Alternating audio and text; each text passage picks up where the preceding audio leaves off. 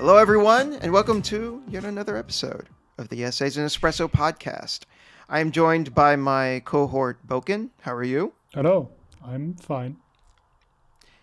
And we are not joined by Acer. He dipped out at the last second, but it's okay because we have someone even better. We have special guest Jared, the playing field. How are you doing, man? I'm intimidated now. What group dynamic did I walk into? We are a perfectly dysfunctional group. Don't worry about it. Oh, okay. Okay. No, I'm doing pretty good. So for the uninitiated, why don't you give us a rundown of, who you are, why you're here, what's your deal? What are you doing, man? Hey, my name is Jared Mitchell. I run a YouTube channel called The Playing Field where I take apart levels from particular games and I try to figure out their sort of design style, I sort of guess. And I don't know, I walked into a room and everything went black and now I'm just here on a podcast. No. I mean, you've revealed more than most about the process. Tread carefully, sir. Yes. What's it? No. Daniel hit me up earlier in the week, which was like, "Hey, do you want to join for this discussion?" I'm like, "Yeah, sure." I currently also work at a place called Deck 9 Games in the Denver, Colorado area, and coincidentally, we just announced our game on Thursday, so that'll be really exciting to talk about. No relation to Deck 17, the people that made the Surge. Oh, is that their name?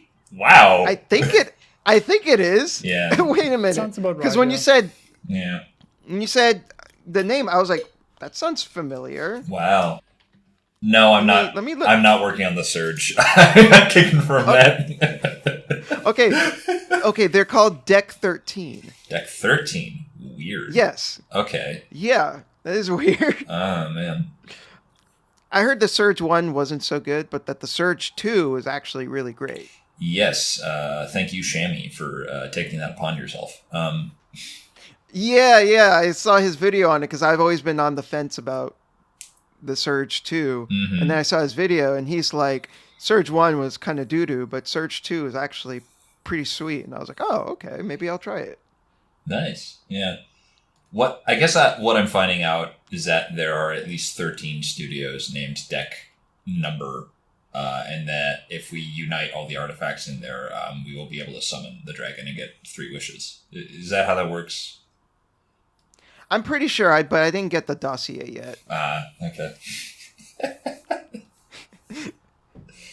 So, part of the reason why I want to bring you on is because of your videos. I think you make some of the best level design focused videos, and I think part of that is because you have experience actually, designing games.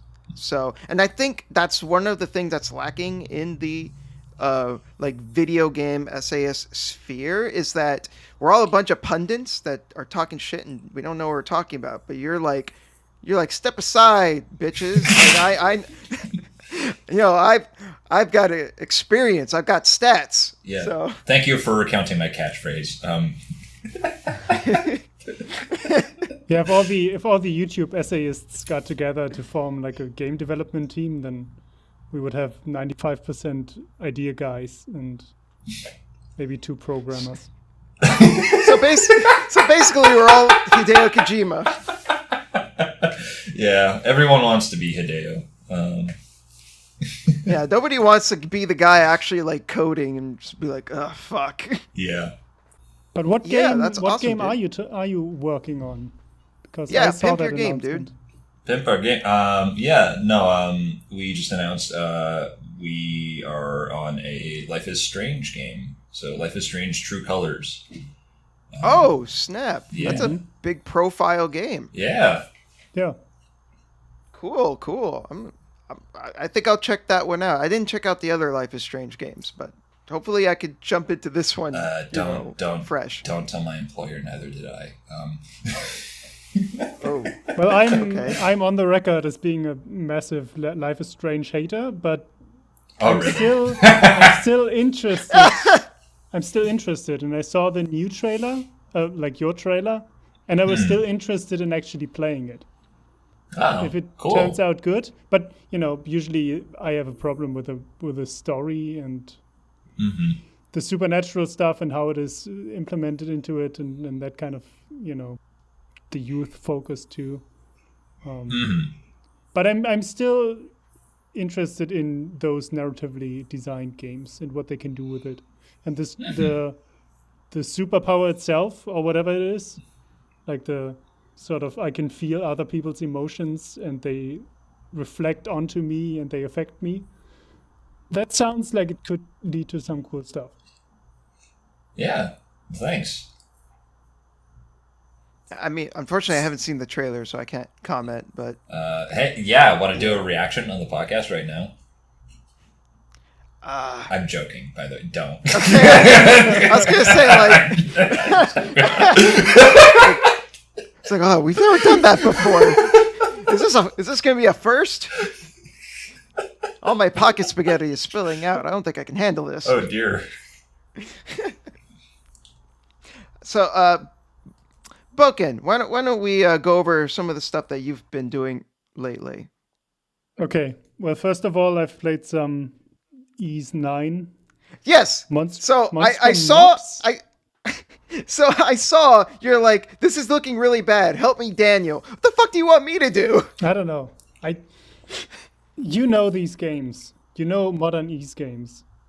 And Unfortunately, I feel like yes. I need your absolution to be able to drop this game, because I do want to drop it, but I feel guilty that I'm not to just not continue.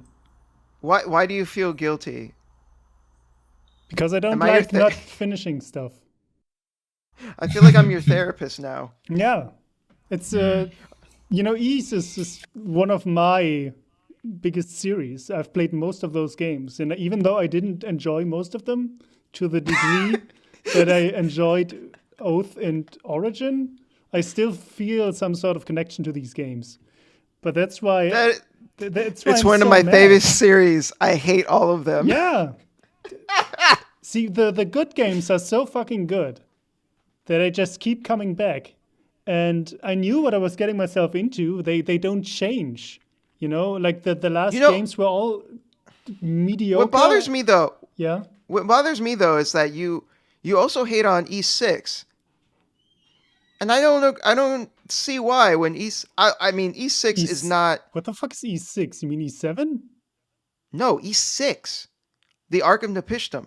Oh. That's it. It plays the same as Origin and Felghana. It's just a not as good version, but it's still pretty solid. I think you should go back and give that one another chance.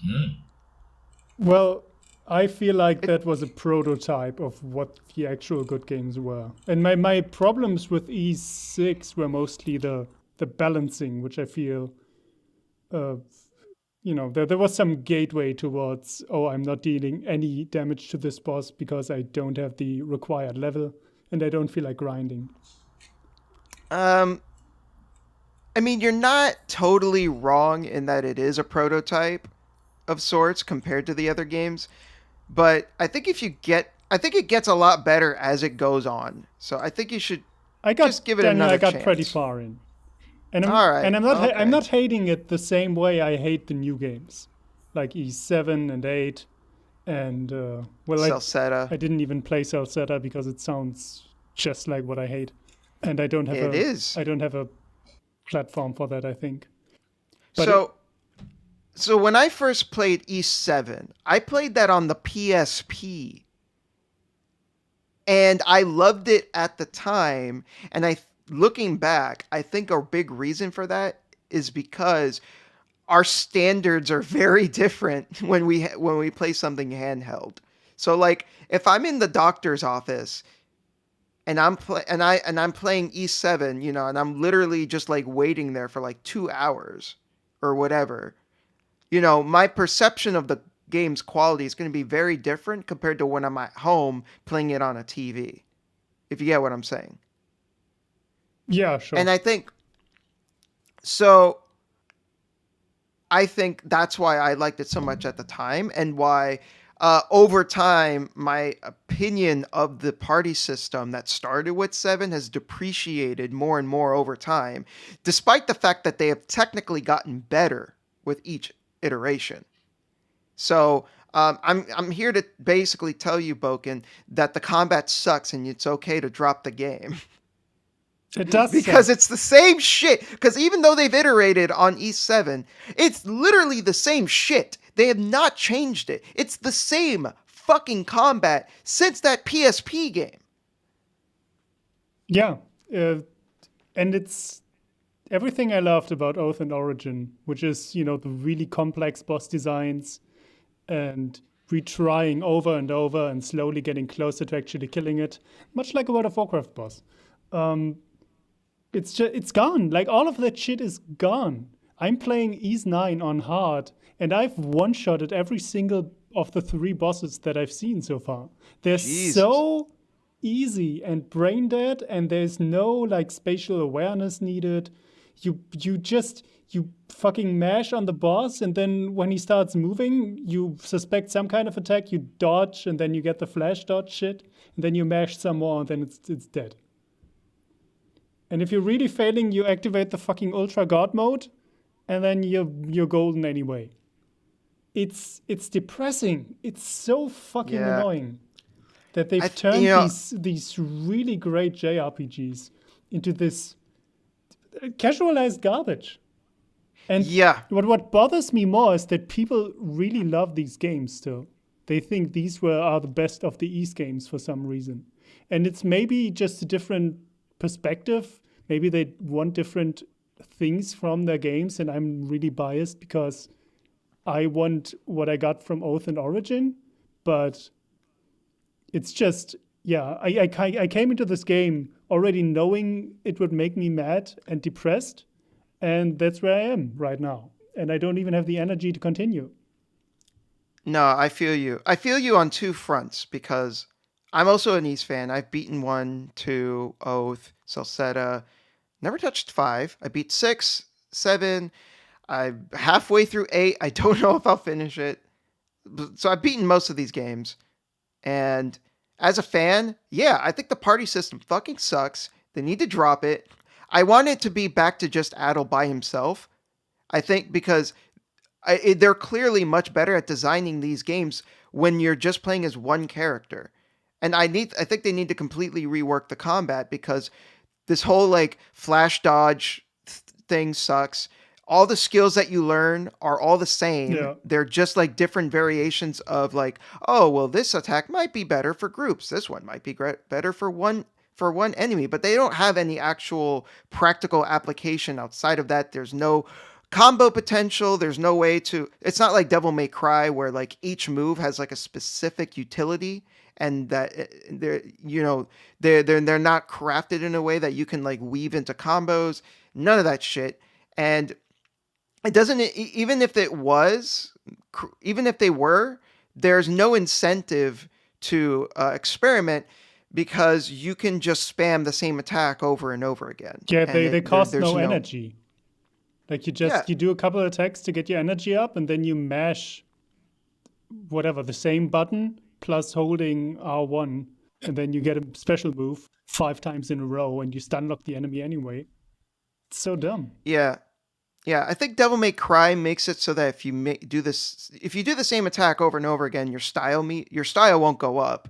But on top of that, I think they also make it so that the attacks do less damage. I might be fudging on that last detail, but again, Devil May Cry goes out of its way to punish you for just spamming. If you spam, you're not going to get very far. While in the Ys games, you could just spam and it doesn't matter. See, in the old Ys games, in Oath and Origin, the complexity came more from the bosses with their really complex attack patterns. And your character, like your attack system itself, wasn't that deep. You had a couple of things. You had some spells you could charge and then some normal attacks. But it was enough for you to actually like optimize your gameplay routine to the point where, I need to dodge these attacks. I know them, I need to dodge for the next 5 seconds. let me already start up this, like start charging this spell because it's effective, and if I after dodging I can place it here, then I'm going to do maximum boss to the boss right now, and then so that came together with the patterns itself, and all of that is gone. Yeah, Oathens and Origin were less about the intrinsic depth of the mechanical depth of the player you were playing as. It was more about situational depth. It was more about like pitting you in different situations and making the most out of what mechanics you do have, and just like putting you in a bunch of different scenarios that force you to like to really consider everything in your toolkit. And yeah, like you said, party system doesn't do any of that shit. No. Jared, have you played any of the East games? You're just like these fucking weebs. Yeah. This has been an ongoing topic for me and Daniel. So yes. Is 9 the one where Sora shows up? No, that's Kingdom Hearts. No. I apologize. No, it's every time I listen to some of your podcasts, I'm just like, my JRPG knowledge is fucking shallow. That is perfectly understandable. Yeah. No, I will say, give East Origin and Oath and Felghana a shot. Yeah. They're not like they're more like Zelda games rather than like traditional JRPGs. Mm-hmm. But like even they're more. They have like way better bosses. Like the bosses are fucking great. Ooh. and it's not really about, because like Zelda games are about like, oh, you got the hook shot and now this dungeon's all about the hook shot. They're not really like that.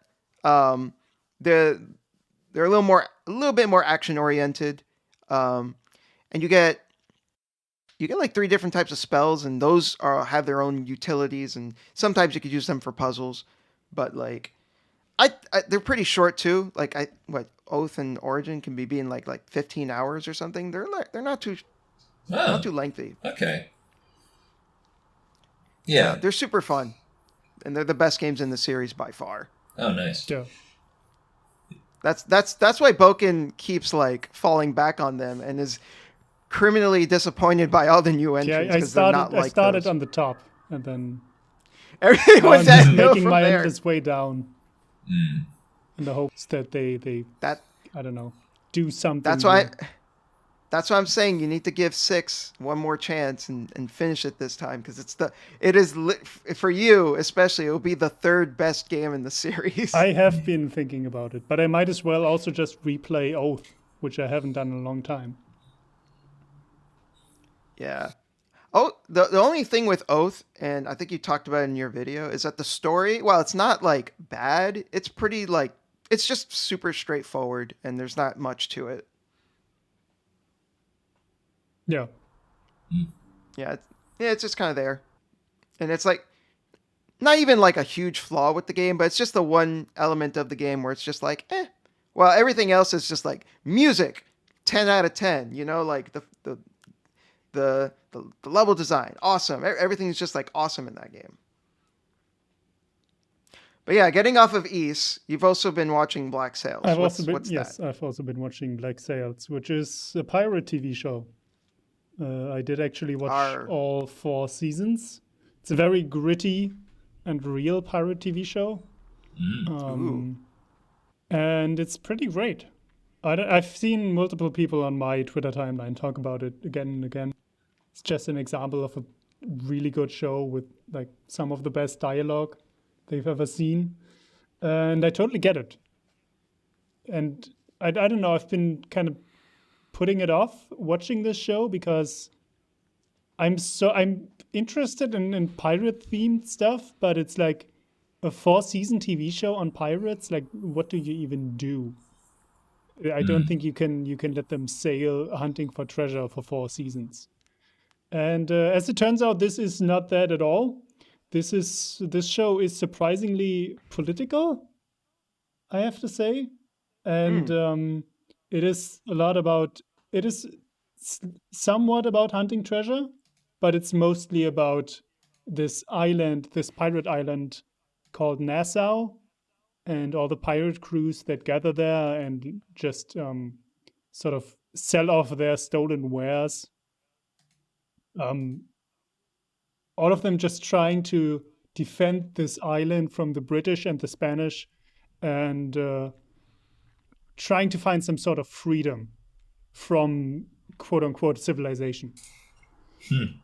And so it's a lot of like these, you have some captains that have the biggest crews and they are the most important players. And it's a lot of, we need to keep these people happy and we need to keep our crews happy. There's a lot of democracy involved in a way. And the captain's trying to just. Do you mean democracy? Democracy, yes. Excuse me. You said. For being fucking foreign. It's prick.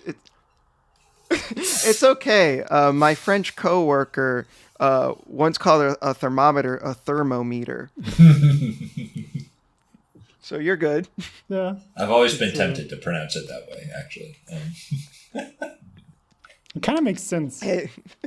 I want to say, thermo is heat or whatever. Yeah, but that's, I don't know. It's just what it's colloquially been called over the years. In German, it's called Demokratie. So I was pronouncing it that way accidentally. Oh, you're mixing your German with your English. Yes. But yeah, anyway, it's, as I said, surprisingly political and surprisingly about how we are seen by the people around us and what sort of message we send to other nations and how they have to respond to us, and trying to avoid the war that we might lose, and also a lot of naval combat, a lot of other combat. It's a lot about that, which I really loved. I had some issues at the start because some of the characters are really borderline irredeemable. Two of the main characters in particular, which I just fucking hated. And it was kind of difficult to watch them just go on and just fuck up things even more and more while they keep being followed. They did manage to bring one character to redemption, and the other character, I was glad when that character died. Like, I was actually sitting on my couch and raising my fist when that character died, so... Yeah, fuck you! Yeah, and finally Nice. It's over. Fuck you. Nice. I know that feeling. How far into it are you? I'm through. I watched all 4 seasons. Oh, wow. Oh, wow. Oh, okay. Yeah. Nice. It's just So great. you give it a thumbs up. You give it a recommendation. Absolutely. It's Nice. especially the combat scenes, which are it's rare that you get that, but the fight scenes are really short and really dirty, and they seem to me, I haven't been in a lot of fights, but they seem to me highly realistic, because when you watch whatever medieval shows, fantasy shows, also other pirate stuff like Pirates of the Caribbean, what does a fight in that show look like? It's just people trading sword blows for 5 minutes while they keep going around wherever they are, and they go up stairs, and that famous fight scene in the smithy in the first Pirates of the Caribbean movie, where they just utilize the entire fucking building and everything that is in it while fighting.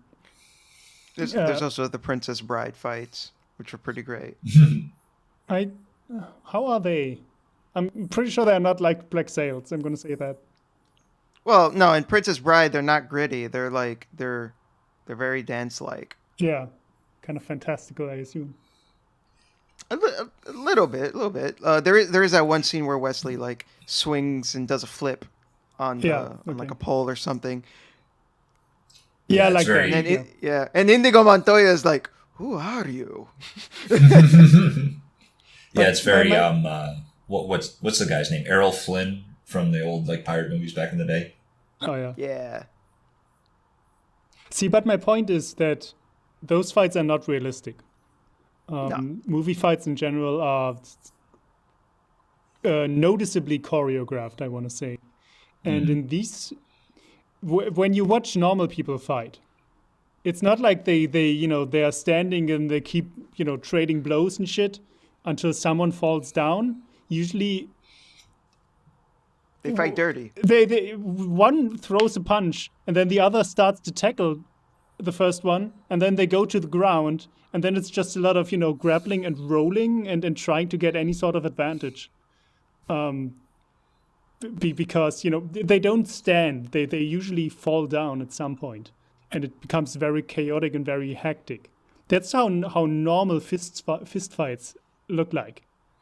Even when you watch stuff like UFC or whatever, it's the most advantaged position you can have, at least from what I've seen, is being on top of the other person, pinning them down while just punching them in their face, because it's like you have them completely immobilized, and they have to use their hands to defend their most vulnerable region, and so they basically can't do much anymore.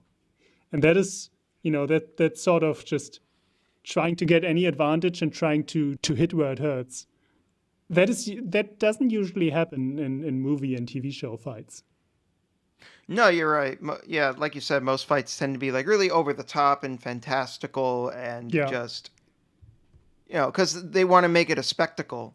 So it's interesting that that they went out of their way to try and make it more gritty and grounded. But it's great. The fights don't last long, but they feel so impactful, because also the characters just very quickly go out of breath, and they're exhausted, and they can barely stand anymore. And it's just at some point, both just trying to whatever. Oh, there's a stone next to me. I'm gonna fucking get that and smack the other guy over the head with it. Stuff like that is it. And the effects are great in the sense that it just hurts so much when they get hit. And they bleed. They get seriously injured. All that stuff. I have a question. So, I mean, it is a pirate show. So, are there any naval battles? Oh yeah, that too. And okay. I find naval battles. They also seem very realistic in the sense that, just the ships take heavy amounts of damage, and cannonballs just going through the wood and hitting people, and then just blowing them to the ground, or legs get broken and blown off. That sort of stuff. It's a surprisingly brutal show for the fact that it seemed to have a FSK 12 rating, which in Germany is, I don't know what the American equivalent is, but that's for people 12 and onward, which is usually fairly tame here in Germany. Okay. Yeah. So all right, so you give it a solid recommendation then. Absolutely. All right, cool. It really grew on me. I might consider it, although I'm still like halfway through The Sopranos, so I need to finish that first before I decide to like jump into any other show. Yeah, it takes a while. It's like 10 episodes per season, and every episode is an hour long. So. Jesus, I sunk 40 hours into this shit. What the hell? What? I sunk 40 hours into this shit. I just realized that. That's okay. Yeah, similar to Sopranos, every episode's like about an hour. Yeah. That should be your next show. Just wink. I have some anime to catch up on. I'm sorry. Ah, you fucking weeb. There's some sort of show out there called Wonder Egg Priority. Which is apparently great. What is The Sopranos if not anime for Italian Americans? That is true. I can't deny that. I should watch the Queen's Gambit, which is apparently a shonen anime for white older women. I've heard that comparison. I saw the first episode of it and loved it. Like, I need to watch the rest of it. Queen's Gambit. really cool. Yeah. But Jared, what have you been up to? Working. That's it. Well, anyways, no. Great. Oh God, what can I talk about?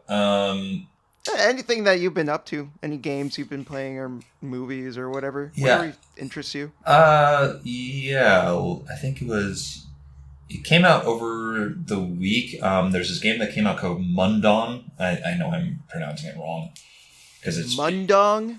Mundaun. It's very Swiss. Oh, okay. Yes. And it's very interesting. It's like it is a horror game set in the Swiss Alps. It's very much trying to be Amnesia, and it's really cool because it has this very distinctive style of all of the textures are like hand penciled, like everything looks like a little drawing, and so it's really cool art style because of that.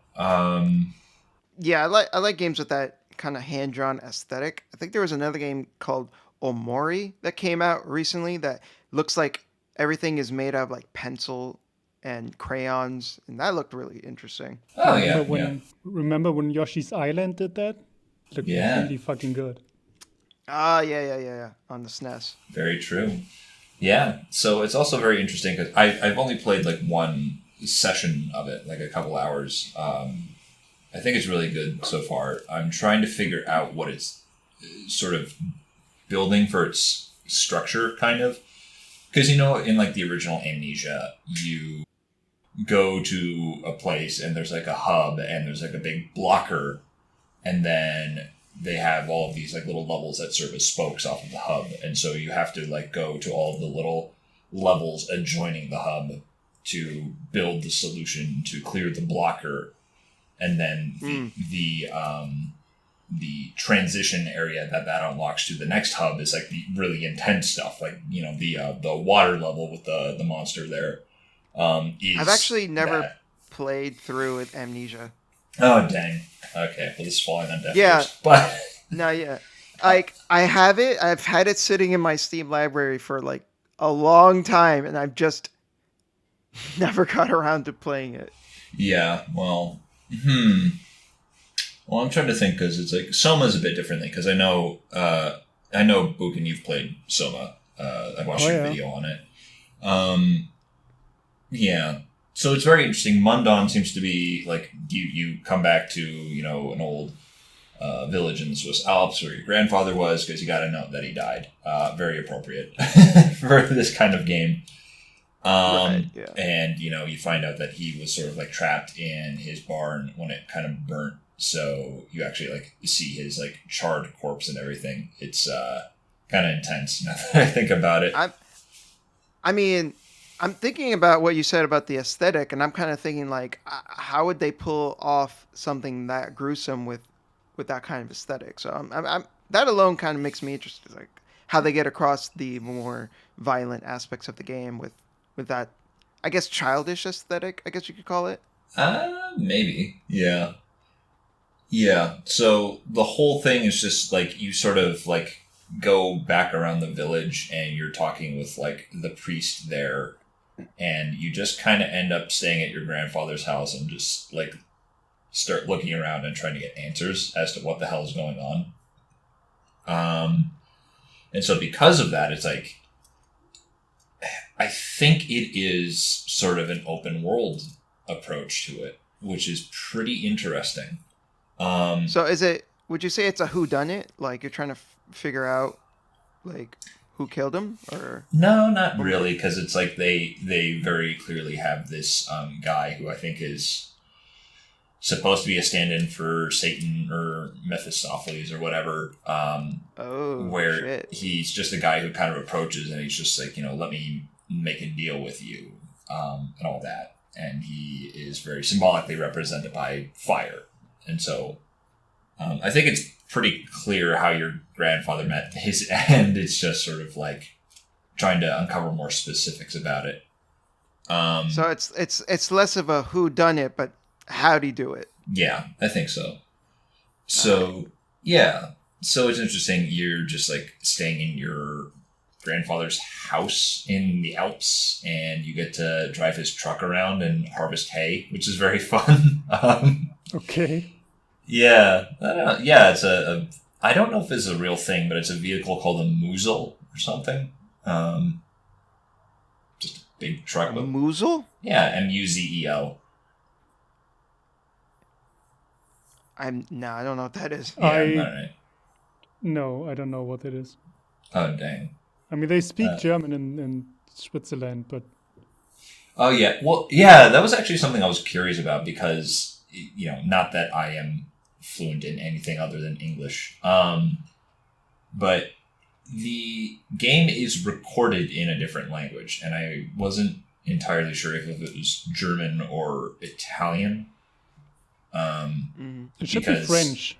Switzerland is Really? either German or French. Oh really? Okay, Yeah.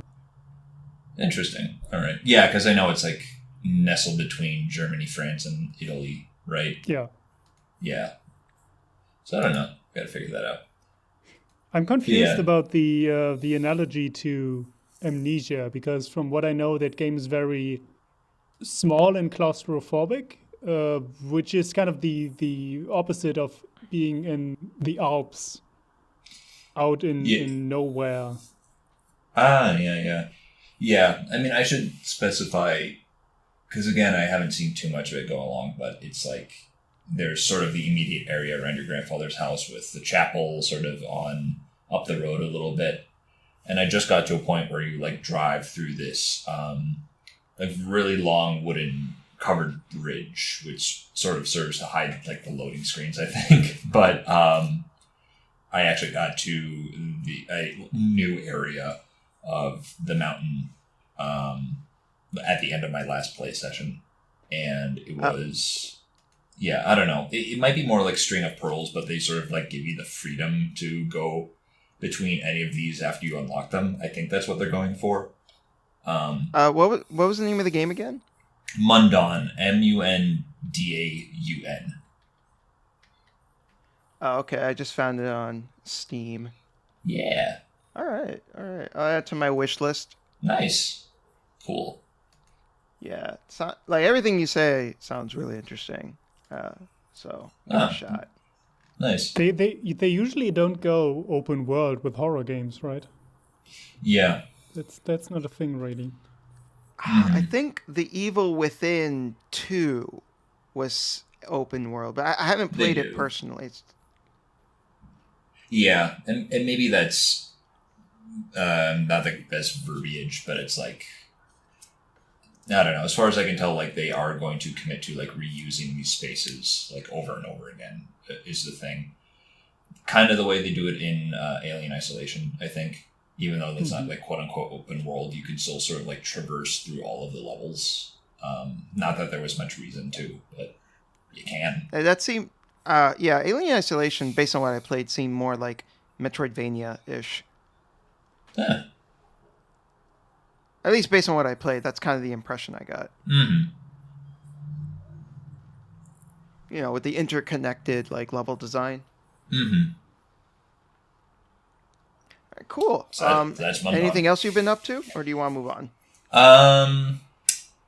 I finished a book called Towards a New Architecture because I suck at architecture and making stuff look good in my levels. And so I was just sort of like, I should like start reading like actual architecture literature. And this is one it was written by a guy named Le Corbusier, who, coincidentally, it was also Swiss. He wrote it in like 1930. And so it's very interesting and weird to read it because I thought I was going to get a lot more practical advice, and I did not get that. Yeah. I mean, he poses some interesting things. He's talking about like, the house is a machine built for living in, and architecture is the elevation of light and shadow playing off of masses. And I'm like, could I learn how to make a fucking floor plan? Like,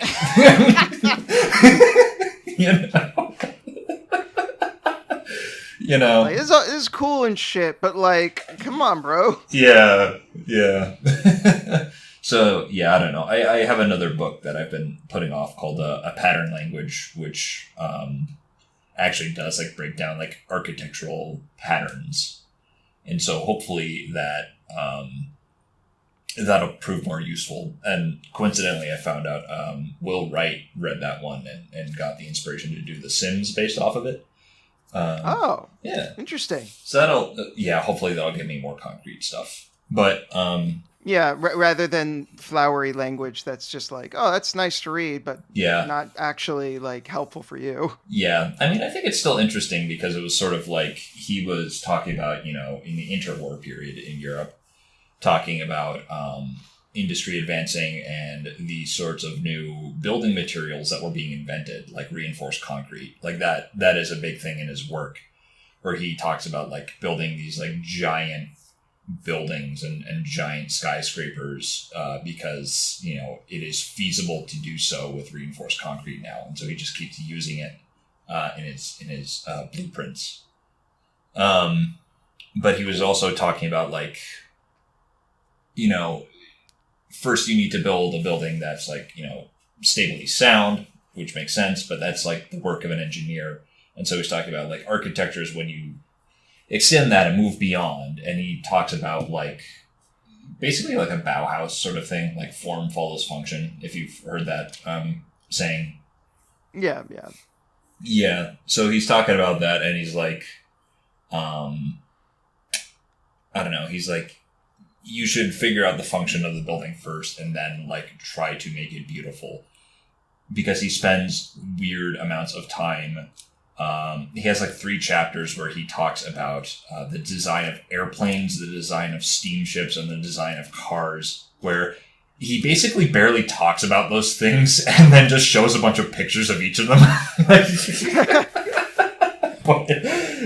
he still talks in like this weird, obtuse, philosophical way. But ultimately, like you glean, his point is like, if you design a plane based off of its look first, odds are it's not going to function and be able to fly. You need to make sure that it flies, and then like out of that will come beauty if you use like, like repetition of forms and rhythm and pattern and all that. That kind of reminds me of Queer Eye, where they're like, it works, honey, but then make it fabulous. Oh, really? Oh, I have not watched that much of Queer Eye. Oh, you should. It's such a good show. No, I think I watched like the first full Netflix season, and then skipped around to the other ones a little bit. Oh, okay. Oh, that show's so good.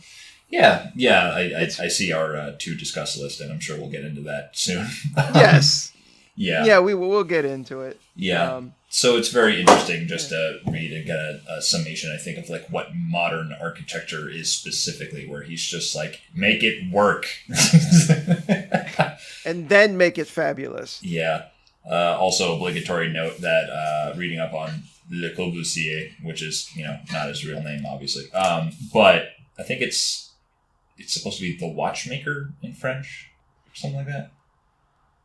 I don't know. No, I would not know. I do not know French. Anyways, in his early career, he submitted a lot of his architectural writings to emerging journals in Italy that may or may not have had ties to Mussolini. Oh, shit. He's also said some not nice things about the Jews. So, fuck him, but... Yeah. It's like, oh, you wrote this nice book, but otherwise, fuck off. Yeah, no. I remember reading something about, like, his proposal for, like, redoing the city of Algiers in Algeria, because that was still, like, a French territory at the time. And it's very interesting to read his stuff being like, all these public housing units, like, should be designed this way so each resident gets, like, a certain amount of light and, a certain amount of access to... communal spaces. I'm like, oh, this is really cool. And then he just immediately pivots and is like, and that's why those fucking Algerians like subjugate the French people who live there. And I'm like, what the fuck are you talking about? Like, what the? Whoa, just took a hard right turn there. It's like, Jesus. Yeah, so like all of his theoretical stuff seems nice, and then you look at the application, and it's like, no, no. Maybe not. Yeah, I don't know. I look at kind of like the author of the Oz books. Oh, where, really? Yeah, I think he was like, he said something about like Indians are savages, and it's like, oh, just put them out of their misery, let them die, or something like that. It's like, Jesus, dude. Yeah, I don't know. I mean, you wrote some good books, but fuck off. Yeah, I was sort of thinking about that as well, because I was like, admittedly, I kind of failed to follow through on that site masterclass, because I had a subscription last year, and I kind of got stuck through the architecture course, and this is one of the books that they were just like, hey, here's a free PDF, read this. And I'm like, oh, that's cool. And again, with that class, I felt like I was running into the same problems, where it's like this architect, Frank Gehry, talking about all this flowery shit, and being like, not getting into the nuts and bolts of like, you know, here's how you lay out a kitchen or something like that. And so I was thinking, like, this book is pretty important in sort of like the academic study of architecture, but, you know, it's made by a shithead. So I was weirdly sort of thinking, this seems to be very parallel to like Birth of a Nation, where it's just extremely racist, but for some reason, every film teacher is like, well, it's important, we gotta watch it. And it's just like, maybe we could just find better movies. I don't know. Yeah, I don't. I'm glad I've never had to watch it. I don't plan to. Yeah. Yeah, fuck that. Anything else, dude? No, I think that's it. All right. So, Can I, by the way, while we're on this topic, so this is sort of a side note, but that reminded me, I watched a video of from Lindsay Ellis on the roots of transphobia in pop culture. It's like an hour-long video, I want to say. Yeah, that was a good one. It has a lot of examples of just really disturbing transphobic jokes from very popular movies from like spanning the 1930s to now. And it was and she points out that like, God, all of them just vomit. It's the same joke every time. Yeah. And I don't I've seen a lot of those movies. I barely remember those jokes. And it's just seeing them one after the other was so fucking disturbing.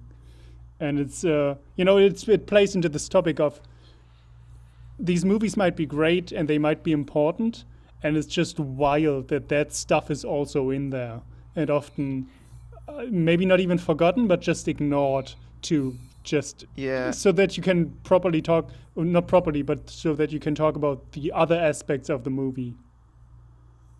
But it's wild. I mean, it is unfortunate, but the further you go back, the more you realize how different sensibilities are, and what was acceptable then is obviously not now. And, and it was totally okay to just be casually transphobic like that. And it's at the time, people didn't think twice about it, but now with hindsight, especially with how well known the trans issue has become, it's like it really paints those scenes in a different light. It's kind of wild how this has changed in just 10, 15 years maybe. Like, again, you watch Seinfeld now, and it's a really great and funny show, but I can't get this thought out of my head that every fucking single female character except Elaine has no personality. Like every single female character in Seinfeld is just there to be some sort of generic love interest for the main characters, which are all men. It's that's just how they wrote sitcoms back then. Yeah, it's crazy. Unfortunate. Yeah, I actually helped out with a video. Matt from In Frame Out, if you've watched his stuff, he just put out a video. I've seen a few. Yeah, he just put out a video on Sia's new movie called Music, which is centered around a nonverbal autistic character, and everyone has immediately said, like, this is horrendous. What the fuck are you doing? And so, I helped consult on that one because, of, my own being on the spectrum. But, yeah, there are a lot of, like, examples that he goes through just sort of as, like, building sort of the history of, like, the way autistic people are portrayed. And to know that is still going on, and to, I don't know. It was pretty uncomfortable. Yeah. But yeah. No, yeah, I understand. I have a lot of friends who are on the spectrum, so I feel Yeah. Well, Anyways. Getting off that, unless you have something else you want to comment on. No, I'm good. Okay. So, do either of you know what Tsukihime is? I think Boken might know. Yes. Yes. I'm guessing you don't, Jared. Regrettably not. That is not regrettably at all. You shut your whore mouth. All of my anime knowledge firsthand comes from, like, Toonami and, like, some of the WB Kids stuff where they showed, like, the fucking Yu-Gi-Oh anime, like.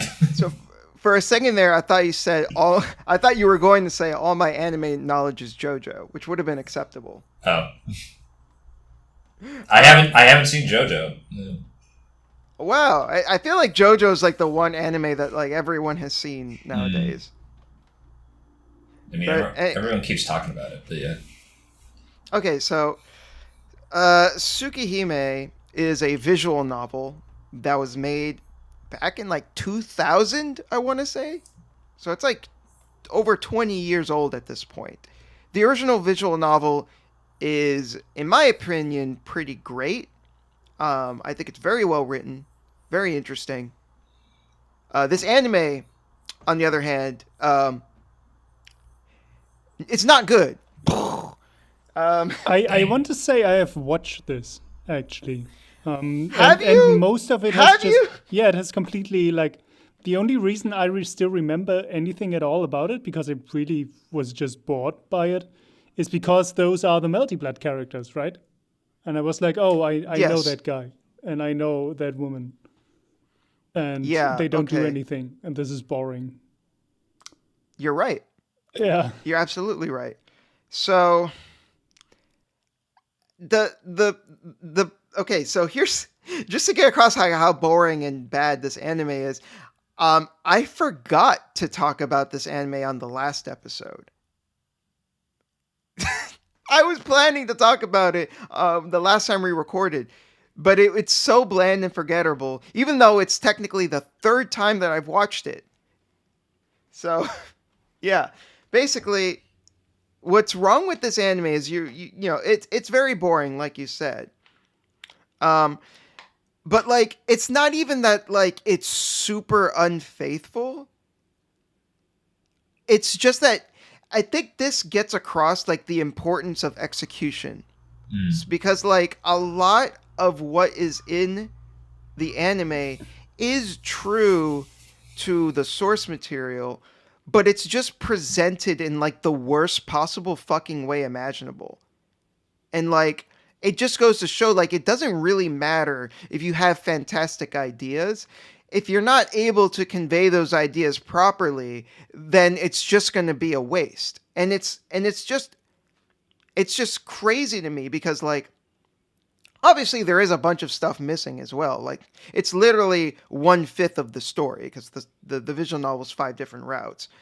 But like even in like, yeah, and obviously there is stuff missing even in the route that it does adapt because, the perspective of the novel is that you're stuck in the main character's head, and you're missing out on all of his perception on things, his inner monologues, how he's his thoughts on things. And one of the really interesting things about the novel is that he's going crazy for like half of it, and you're literally in his head as he's going nuts. And like, it's really disorienting reading it and being like, and being confused as to what's happening and just being like, whoa, wait, what's going on? I thought this was this, and then it's like, but since you're stuck in his head and he's literally losing his mind, it can be hard to understand and piece things together. But none of that is conveyed in the anime. Like literally none of it. Another thing I was really annoyed with is that the relationship between the main character and the main heroine, like there's so much, it was so fun in the novel. There's so much chemistry. Like they would make fun of each other. He would like constantly tease her, and she's kind of like a fish out of water character because she's like this 2,000-year-old vampire or whatever, and Of course. of course, and she spends most of her time sleeping, and then she awakens occasionally to kill some dude just to go back to sleep. And the main character's like the only reason why she's decided to like actually experience the real world and be like, oh shit, I could go to the movies and the movies are awesome and going on dates and stuff. Like this is great. they have such a cute relationship, and it's so fucking dead in the anime. Like the voice acting is terrible, so like they just sound bored and dead all the time. Like the character designs are it's such a low budget show that like it just all looks like shit. Like the even though the designs are technically like accurate, like they're not at the same time, because they're just like the colors are so dull and bland. Sometimes the main girl, who's supposed to be like this voluptuous woman, looks like a man. Like it's just totally fucked up. Just This anime just sucks, and it takes what is, I think, like a really great visual novel and just like saps out all the charisma, it saps out all the charm, all the depth, all the meaning, all the substance, and you're just left with this hollow nothing, this boring nothing of his show. Yeah, And that's why fans say there is no Tsukihime Anime. I am desperately trying to remember anything about this to provide some input on this, but I genuinely can't. I don't blame you, because there's nothing to it. Out of all the female characters in Melty Blood, I couldn't even tell you which of them was the main character. And It was Arkway, the blonde one. okay. I think she has multiple forms in the game, but whatever. She's blonde. She has like a white blouse and she has a purple skirt. Oh yeah, right. Yeah. Okay.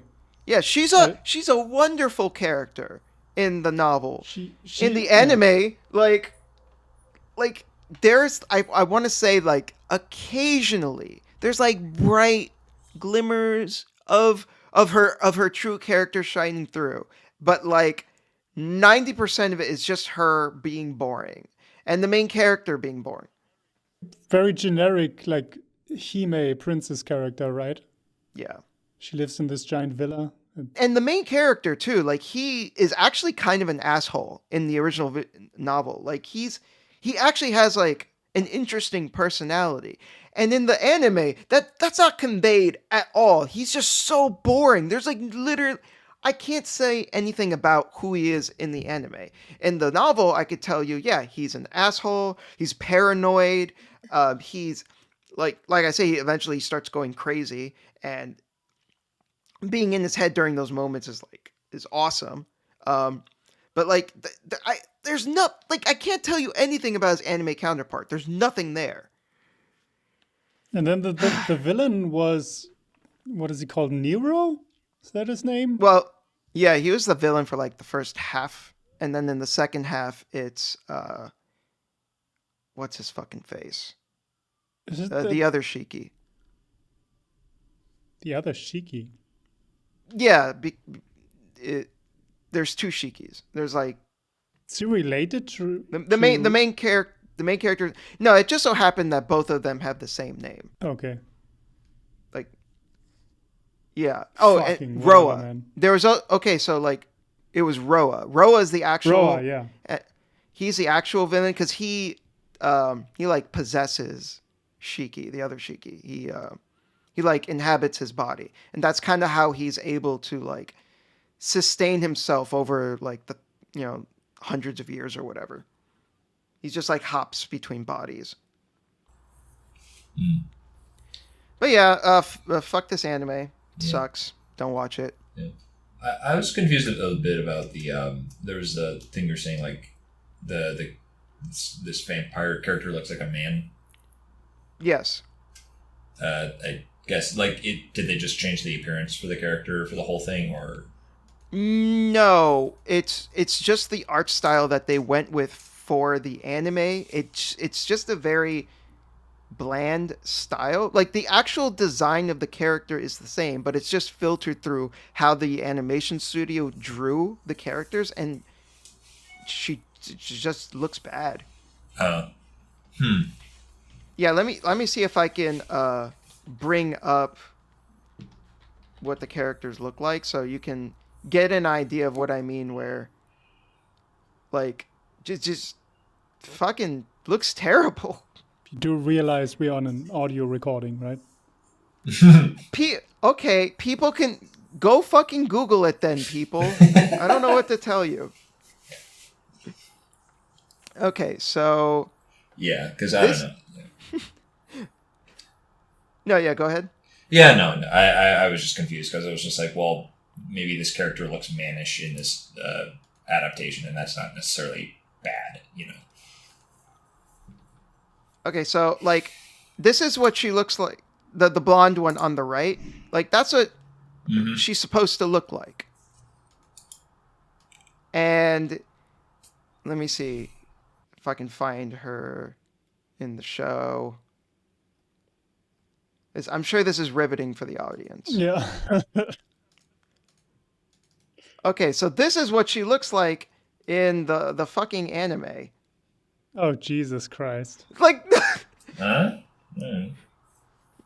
So like, you see what I mean? Where like, okay, the design is technically the same, but like, she looks so much better in the original artwork compared to how she looks in the anime. In the anime, she just looks super bland. That is terrible. Like everything, right? 'Cause, like, there's so little detail on the character design. And even like, so like in the original drawing that I showed, like you can even see her personality just like bursting through. She's like, she's very expressive, and in the anime, it's nothing. It's just, bleh. You get so yeah. I think you get where I'm coming from now. No, I don't have an eye for this sort of thing. I can't say I see it, but alright. Okay. I mean, like her hair is pink in the original and it's blonde in the anime, but I don't know. Yeah. Well, moving on from that. Sorry to be a I buzzkill. What is it? Sorry to be a wet blanket. Nah, it's fine. Don't even worry about it. Yeah. So here's my advice: don't get into anime. Okay. There's Not hey, worth it. shut up. No, there's some good ones. Shut up. Save Don't yourself. be like that. Not even Watch once. Berserk. Watch Berserk. Berserk is GOAT. Not the new one, the old one. Anyways, so I recently listened to the audiobook version of Over the Top by Jonathan Van Ness, who is one of the Fab Five from Queer Eye. He's the one that does people's hair. Oh. And he basically wrote a book about his life, and it was a combination of uplifting and inspiring, and also pretty sad because he grew up as a very open, flamboyantly gay person, and he got a lot of shit for it. So it's like he is the most flamboyant in that show. Like it's. Yes. Sometimes, especially in the beginning, it was a bit off-putting, I have to say, because all the other four just behave fairly normally, and he's really just riding that train. Hey man, he's living his best life, Yeah, sure. I and mean, I'm all for it. I'm not. It's fine. It's just it's definitely noticeable. Yes, and he reads his own audiobook, and don't worry, he's not like constantly like at 11 throughout the whole book, going like, "Oh my god," like when things need to be serious, he does bring it down, and he's like, he he presents it the way it should be. He deals with a lot of touchy subjects. Deals with the way that he was treated. Thankfully, his family was pretty open about who he was and didn't really give him any guff. It was mostly just other people that would make fun of him. He got bullied a lot. But he did what he wanted. He wanted to. He was not a traditionally masculine man. He's actually non-binary, so he identifies as either him, he, him, as well as them, they pronouns. Huh. Yeah. Was that recent or? I think he realized this before the show started, but like when he was in adulthood is when he started realizing like, oh yeah, that's it didn't really identify fully as either a man or a woman, but kind of as both. Okay. But yeah, I would recommend. It's pretty short. The audiobook version, I want to say, was only like 4 or 5 hours long, so not super lengthy. And I think if you're a fan of the show, you will definitely get something out of it. That said, if you want something that is about the show, that's not really what the book is. Jonathan does go into being casted for the show and what the audition process was like towards the very end, which makes sense. So, if that interests you, I would definitely recommend it. But it's also like a very inspirational book about like being true to yourself, being true to who you are, and also learning to take care of yourself. Because for a lot of the book, Jonathan goes over how he mistreated himself and mistreated others, and was still learning to find himself and learning how to care for himself. And he said it was after that journey was over, it was great for him to be a part of the show, and then take everything that he had learned throughout his life, and then teach others how to help themselves. So it was very nice to go through the book and see his journey, and see how like now he's applying it in a positive way. Oh, nice. Yeah, I was going to ask where they grew up. Did the book say? Shit. I think the book did say, but like I forgot. Ah, dang. Got him. Fuck. Fuck off. This is a book report.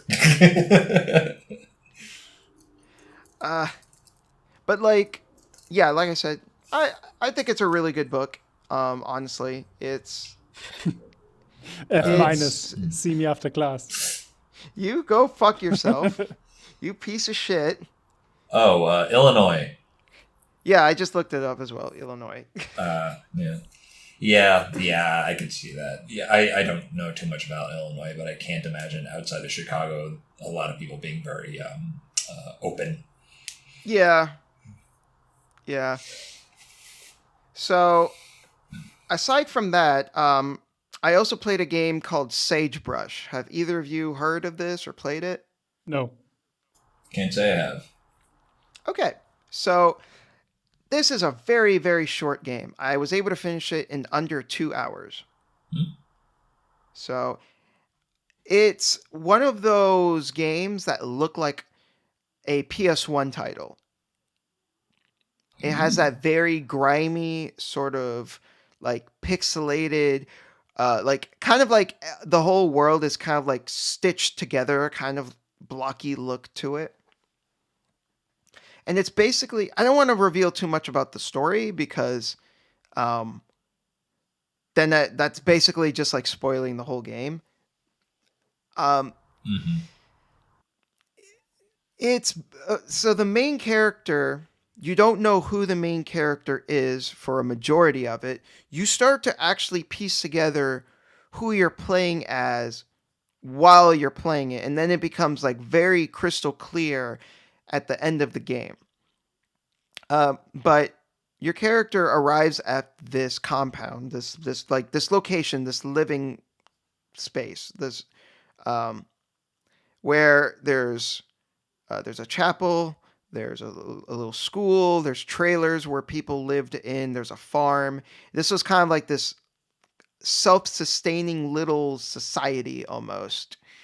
And at first you don't really know who you are or why you're there.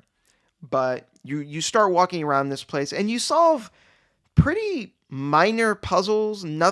There's no real like brain teasers or anything like that. There is literally only one puzzle I can think of that actually required some like critical thinking on my part.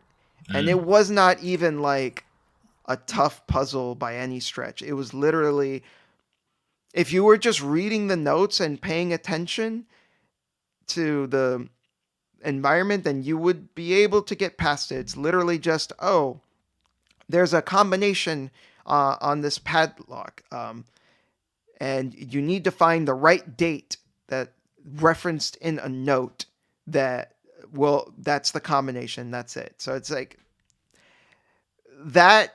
And I think there was like another puzzle, quote unquote, where like you found some oil and you needed to grease up a cart, and then that was it. That was the puzzle. Now you can move the cart. Like very, very simple stuff. It's not about puzzles. Hmm. It's about walking around the environment, getting an idea of like what happened here, who these people were, and why it's deserted, why there's nobody around. It's a very atmospheric game. It's one detail I thought was really cool was that as you're playing through it and you're starting to learn what happened in this place, there'll be certain triggers that make it so that the sun goes down further. And at by the end of the game, it's nighttime, and then you're kind of just like walking around with just your flashlight, which can be, which actually makes the game pretty spooky. I don't know if I'd go as far as to call it a straight up horror game, even though there is some like disturbing imagery here and there. There's nothing. Actually, I'd say the imagery is more implied than like there being just straight. Like there's no straight up like body gore or anything like that. Hmm. No blood. There is blood, but there's no like gore. Hmm. Um, it's more spooky in its atmosphere, and some of the locations you go to are like darkly lit, and sometimes like the implications of certain locations are like, oh, ooh, some some gross stuff happened here, some like really disturbing stuff. And I think that's really all I can say, because I don't want to reveal what the story is because I feel like it's really interesting, and part of like a big part of the experience is again piecing everything together, reading all the notes, um, figuring out what happened and who your character is. And I'm just gonna leave it at that. Yeah, nice. Yeah, this definitely looks like something that would be on one of the haunted PS1 demo discs. Um, Although I think it looks like it was released in 2018, so like predates that. Um, Yeah, yeah. it's super good. And like I said, I beat it in under an hour. So I would say it's one of those games where I'd say if you see it on sale, Hmm. I mean it's still pretty cheap. Yeah, it's like seven Even at the bucks. yeah. So I would say it's definitely if you're into those types of games to pick it up and just like on an afternoon where you have nothing going on, or especially at night to just I actually had like the perfect experience where when I started playing it, um, the sun was still kind of out, and then by the end of the game, it was both dark outside and in the game. So I didn't plan that, but it just kind of lined up pretty perfectly. Yeah, I also am looking at the Steam page, and it's apparently set in New Mexico, which is like, yep, that's where compounds tend to be. Yeah. Yeah. The only thing I was not a huge fan of in the game is the compound that you walk around in is pretty big, and there are a few occasions where like you have to walk across the entire thing to get like a thing, and then with that thing you have to walk across all the way to the other end to use that thing to like open up a door or something, and then get drip fed more of the story. You do have a run button, so it's not like you're not like super slow or anything, but it can be at times. It was just a little annoying. Of like, I'm at the farm and now I gotta go back to the trailers, and that's literally I have to hoof it to like the other end of the compound. But aside from that, I really enjoyed it, especially the ending. The ending is fantastic. That's where all of the best stuff in the game is. Just like the final stretch of the game is really good stuff. So it ends really, really strong. So I definitely recommend it. Yeah.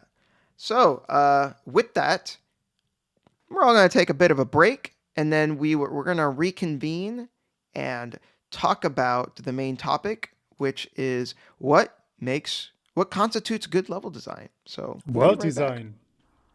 World design. My bad. World design. We'll be right back.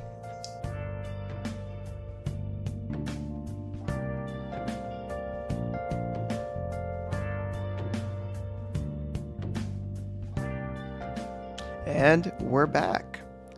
And this time, we're going to be talking about what constitutes good world design. So we had a previous episode where we were talking about what makes for good level design. And I think the two ideas kind of go hand in hand. So I feel that it makes sense to do an episode dedicated to good world design. And yeah, here we are. So I think at first we should kind of establish what the difference is between world and level design. So personally, at least, I feel that let's take a game like Skyrim. When you're exploring a dungeon, the way that the dungeon is laid out is level design. But when you go out to the world map, that is world design. And it's basically how everything comes together and how it interacts and connects to the smaller pieces of the game. I disagree. You disagree? Yes. Okay, Jared, what do you think? Okay. Oh, I just want to get everyone's thoughts first. God, I don't know. I think that the more you get into the industry, the more you sort of realize, and the more that people try to instill in you that there's different stylings of design, whether largely dependent on genre. So it's very interesting to me to be like, I don't know, to think to myself, like, there's some guy who like wakes up and goes to work every day making like racing tracks for a racing game, and that's level design. And I have zero idea how that works. Whereas, I'm doing level design for, say like a narrative adventure game, and I get a little bit of a context into how that works. And it's interesting that we both call ourselves level designers, but what we do and our skill sets and our way of looking at a problem is so different. And so I think that, I think saying that in the context of that, like in the overworld is world design and in the dungeon is level design, I don't think that's wrong necessarily, and whatever shorthand works, but I think it is largely just maybe the same sort of thing, but in very different contexts. Perhaps. I don't know if that's where you're going, Bukin. Yes. Okay, Boken. What is your issue with what I said? Okay, I think the way I see the two terms is level design is technical, and world design is story slash lore. Meaning World building. world building, yes. So in a way, Skyrim's world, like the overworld, is just a giant level, and you can kind of go deeper and say, okay, let's look at this area. So it's area design, which is to me the same as level design. But I would say world design is actually what does the environment look like? What are the people that live here? How do the buildings look like? What's the history behind that stuff? That is what I understand with world design.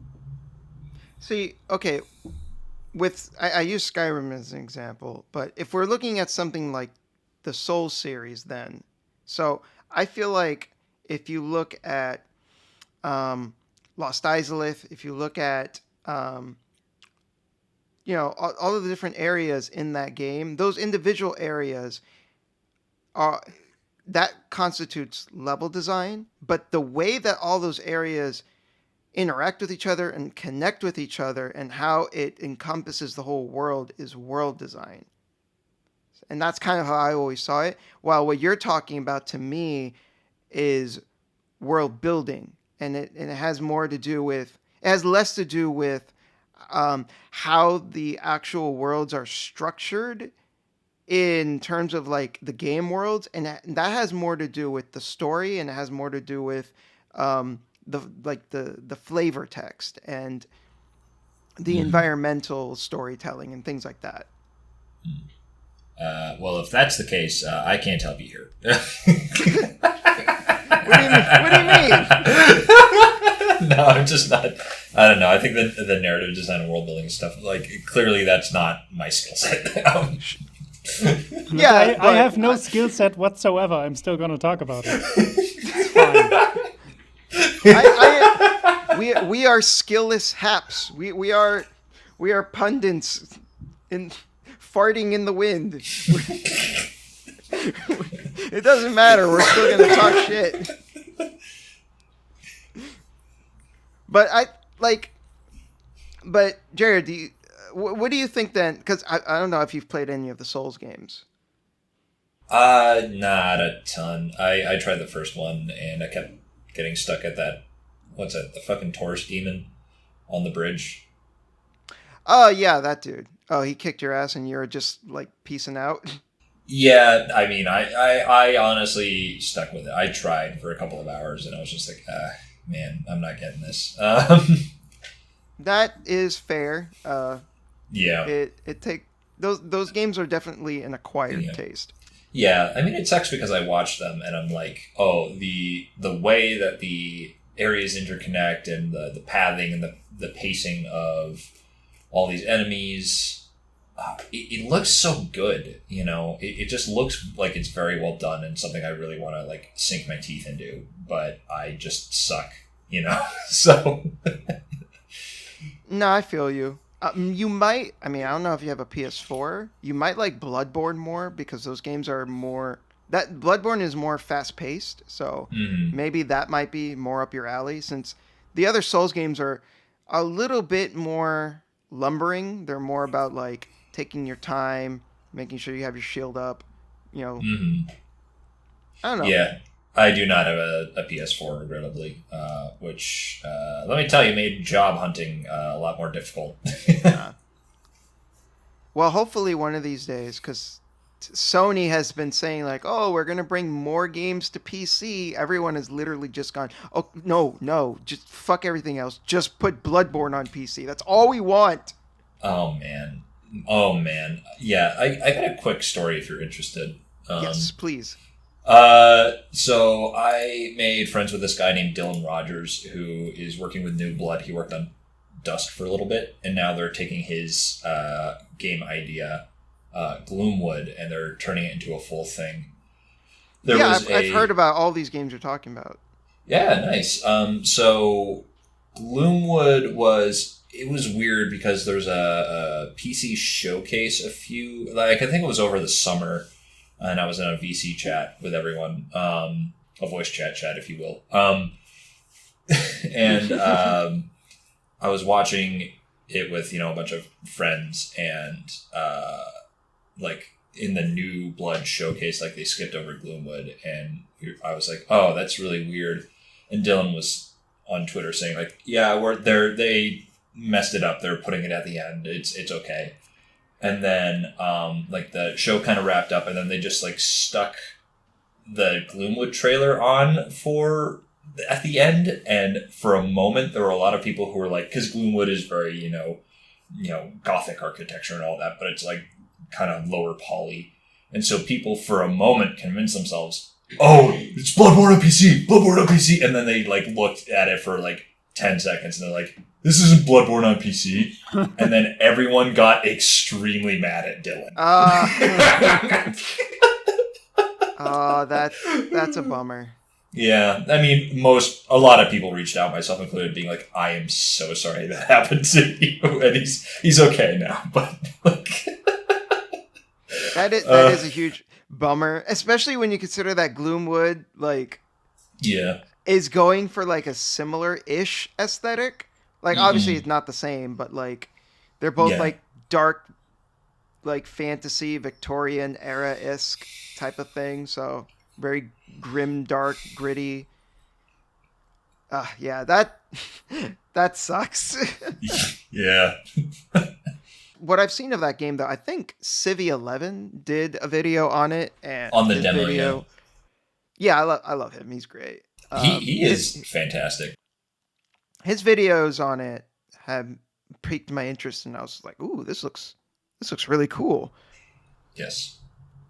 I really want to get into more like immersive sim type games. Mm-hmm. Like I haven't played as much of them as I feel like I should have. Well, I haven't played as many JRPGs as I feel like I should have, so things balance out. Yeah.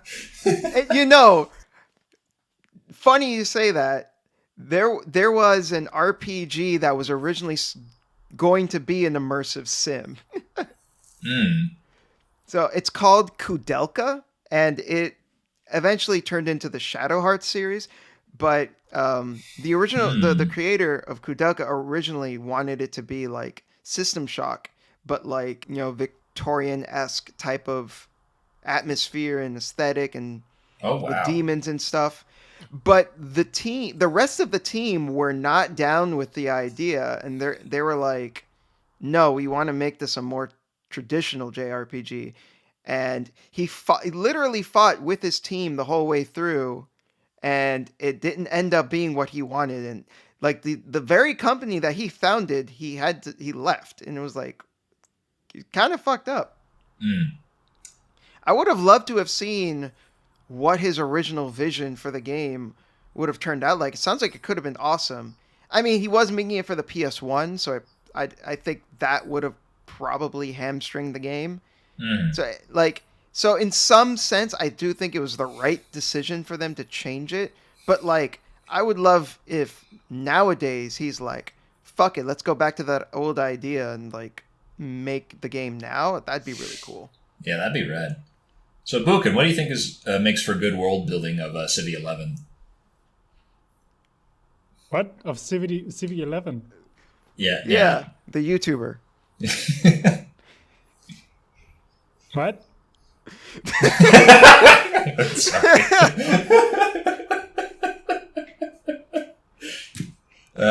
Clearly, he is not a fan.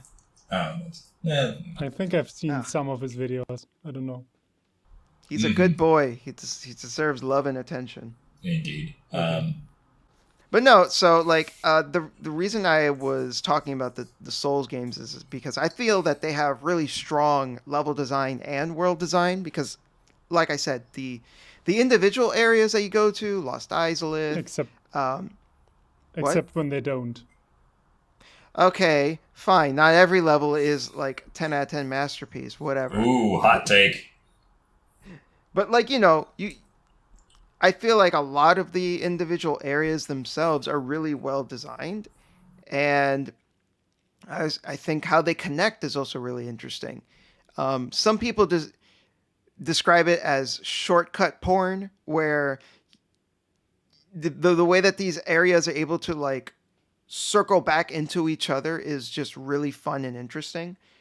Everyone talks about that one moment where you're just exploring the world, and then at some point you just find an elevator, and then the elevator takes you back to the starting area, and you're just everyone has that moment where they're like whoosh, mind blown, like what how the fuck did I get back here, what.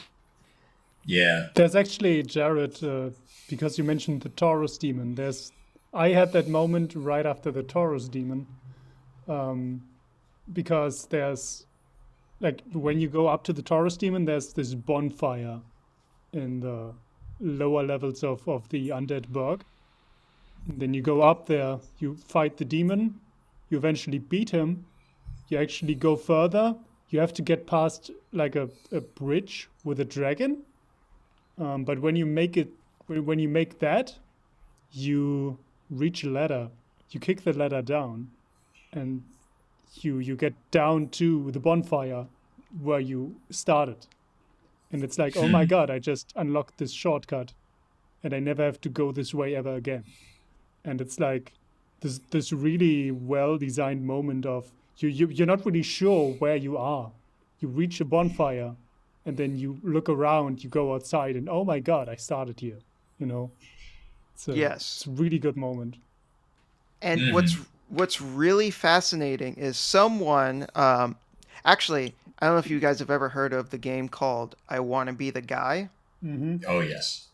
So the guy that made that game was also the guy that went into the game's code and created like this model viewer where you can look at all of the models of the world and where they and how they connect with each other. And apparently, like, because usually when it comes to, I'm sure Jared would know, when it comes to like putting together levels, there's a lot of cheating, quote unquote, that goes on where like there's a lot of impossible space, and areas that are connecting with each other shouldn't actually connect with each other, and they're kind of like overlapping or whatever. But apparently the way that the world of Dark Souls was crafted, there isn't a lot of that going on, where everything is actually connected in ways that largely make sense. Not 100% of the time. There are instances where there's like areas overlapping each other in ways that don't make sense.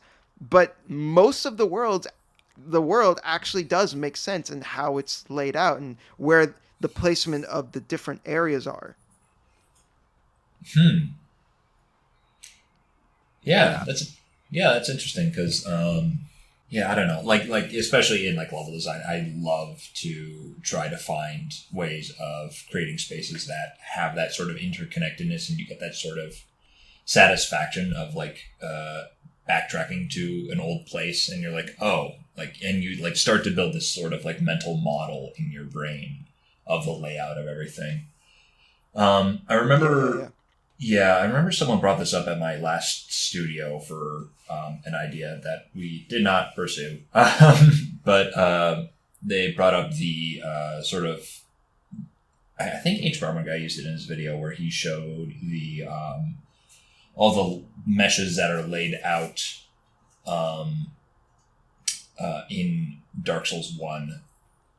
Where with all of these regions, and they're sort of like color coded, and basically he was just like, yeah, all of these are just like meshes with one collision mesh on them, so the whole game is like, how many regions are there? Like 15 giant collision meshes, and apparently like they were from this programmer's recounting, that was like a style that they were pioneering at the time, because apparently if you just like feed in like one giant mesh for all of your landscape in an area, that is way more efficient to render and process on a PlayStation, as opposed to having like discrete chunks of like every boulder being its own individual thing. Gotcha. Yeah. So I think like that because they embraced that, I think that was also that sort of led into them being able to support that interconnectivity. I mean, obviously, like Naughty Dog does the same sort of thing for meshes, but they don't go for the interconnectedness. No, yeah, they don't. Since their games are so like straightforward and linear. Mm-hmm. Yeah. So I guess I don't know. Did you have any idea of like what sorts of things we would be talking about in regards to world design? Because like you say world design, and like my mind also jumped to Skyrim as like, you know, how do you create that area? Yeah, I mean, I didn't have like anything super specific in mind. I just kind of wanted to see where the conversation would go. But I did feel like, Skyrim would come up just because I think it's a super popular game. Most people have played it, and most people have a good idea of like what we're talking about when we bring it up. Mm-hmm. And to be fair, I haven't played Skyrim since it released, so. Mm-hmm. But you know, that said, I feel like that game's world design. It kind of feels like the template almost of like what a lot of like open world games go for, you know? Mm-hmm. You know, like Just Cause series, it feels like you're just running around a big Skyrim map. Even Breath of the Wild, it supposedly Nintendo were inspired by Skyrim when they were making Breath of the Wild, and you could kind of see it when you're playing the game. Although I feel like Breath of the Wild's the way that game is kind of laid out is, at least to me, it was a little more interesting compared to Skyrim. But I think part of that had to do with a stronger visual design, as well as there being more like interesting landmarks, and also just the fact that Zelda Breath of the Wild encourages exploration in a different way compared to Skyrim, in a way that appeals to me more, but that's neither here nor there. I don't know if you've played Breath of the Wild, Jared. Oh yeah, no. I specifically got my Switch for that game. I can't blame you for that. Oh yeah, yeah. So how'd you feel about it in regards to the way that the world was designed? Yeah, it's very interesting because, right. So the time I went to ZeniMax Online, they actually flew me down for an interview, which I was very surprised by. And then throughout the interview, it was very apparent, like, oh, I am not experienced enough for this position. But it was a good opportunity, I think, to sort of cram and learn about some of the stuff in like more open world games, how you design large spaces like that. And so the interesting thing about what a lot of games like Skyrim, or I think like New Vegas is like a very, very obvious example, is like with all of the sort of main quests, they want you to sort of go on a guided tour, quote unquote, of the whole area. So if you think about, like, you guys have played New Vegas, right? Yes. Yeah.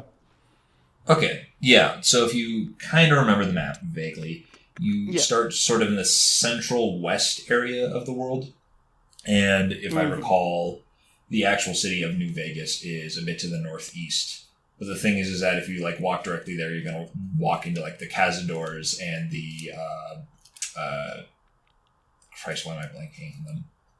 Yeah, I distinctly remember the way that New Vegas's map was made was very different compared to Fallout 3's, where in Fallout 3, it kind of just felt like, oh, you could just walk wherever, go wherever you want, while New Vegas's map was a little bit more considered, where it felt like it was tunneling the player more into certain locations, while, like, again, Fallout 3 felt a little bit more flat.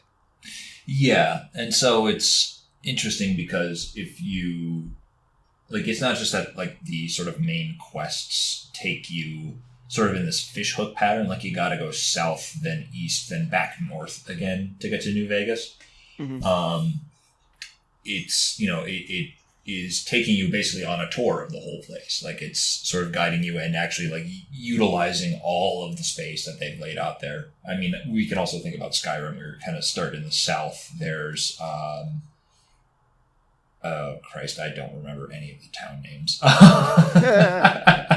Yeah, me neither.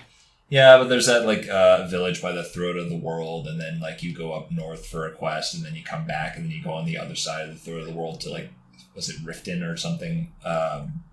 Yeah, they have you move around the map a lot through if you're just following the critical path, and obviously at any point you can sort of stop and like find a side quest or a reasonably interesting place to investigate pretty quickly if you are so inclined. And so I think it's very interesting that there is still that sort of spread of density that Breath of the Wild has to do, even though there is not really a sort of like fish hook or like a conveyor belt, I guess, to drag you along through the area. They're just like, do whatever, but also they have to like have this like even density of things spread out. So thinking about it, like I feel like, so the reason why I felt that this discussion should be about world design and is a pseudo sequel to the level design one is because I feel like the way that a designer would approach something like a Skyrim dungeon compared to Skyrim's world map it's very different. And that's why I feel like there should be a distinction rather than just saying, oh, the world map is just one big level compared to a dungeon, which is one small level. I don't think that's not to shit on Boken, but I don't think that's totally right because I feel like when you're designing a dungeon, you have very specific challenges for the player in mind, and you're asking the player to do certain things within that level in order to proceed. You know, you place obstacles in their way and that require either a certain level of skill in terms of their player characters' abilities or some critical thinking skills in regards to puzzles, things like that. While when I look at world design, at least me personally, while there are going to be obstacles, there are going to be enemies to fight, and there are going to be different environmental blockades that require you to think about like how to get through it, how to get around it, or what have you. I think the most important, or at least like the prevailing idea behind a world map is that this is a large area that interconnects with all of the smaller areas of the game. And it is how they connect with each other that defines what that world is. If that makes any sense. Yeah. And I can just hear Boken going like, no, it's world building. Fuck you. No, it's fine. We don't have to talk about world building. Also, I didn't claim that the world's just one giant level because obviously, that's literally what you said. I said, well, first of all, I said also there's area design. I was just trying to come up with a category of what we actually want to talk about. Obviously, like I could see one person laying out a Skyrim dungeon. If that actually happens in that size of team, I don't know. But I could see that.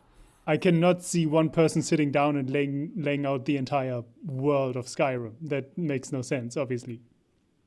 No, yeah, you would need I would say you'd need like a huge team of people that are all coordinating with each other in order to get that to come together in any meaningful way.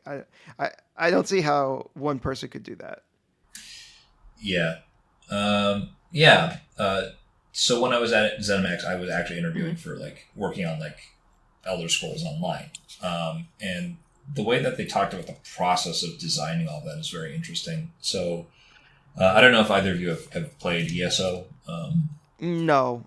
My only MMO guilty pleasure is Final Fantasy 14. Right. So the way they do that is that they have like every expansion that they have, I forget how frequent it is, if it's like a year or 6 months or everything, but every steady interval they like release a new like region of Tamriel as this expansion. And they've done it like so many times. They've got the hours down to a science, apparently. But what's really interesting is that they sort of talk about the creative heads sort of coming up. We're saying, okay, we want to do this region of Tamriel. So we kind of know from the lore that it's kind of like this environment. And we are just going to like write the basic story. And then there's the content designers that kind of break that down into individual quests. And then they actually pinpoint about where those quests happen on the overworld map. And then it would come to me if I had gotten the job, where it's like, okay, this quest happens about here in the overworld and you go into this dungeon that has this theme. Go. And it would have been my job to, create that dungeon. And then I pass it off to this specialized thing called world builders, where they literally just like put all the props and decorate it. And so it's very interesting. But I have to assume that the dungeon itself is instanced. That's not the overworld. Correct. Yeah. So see, that's why this is so difficult to talk about. Is a Skyrim dungeon is a limited space that you enter and leave with a loading screen, whereas the world itself is more like even the world is just too big. Just the area of Skyrim, or for example, World of Warcraft. You have a giant area, and there are some dungeons in there. There are some caves and all that, but you need to lay out the area itself.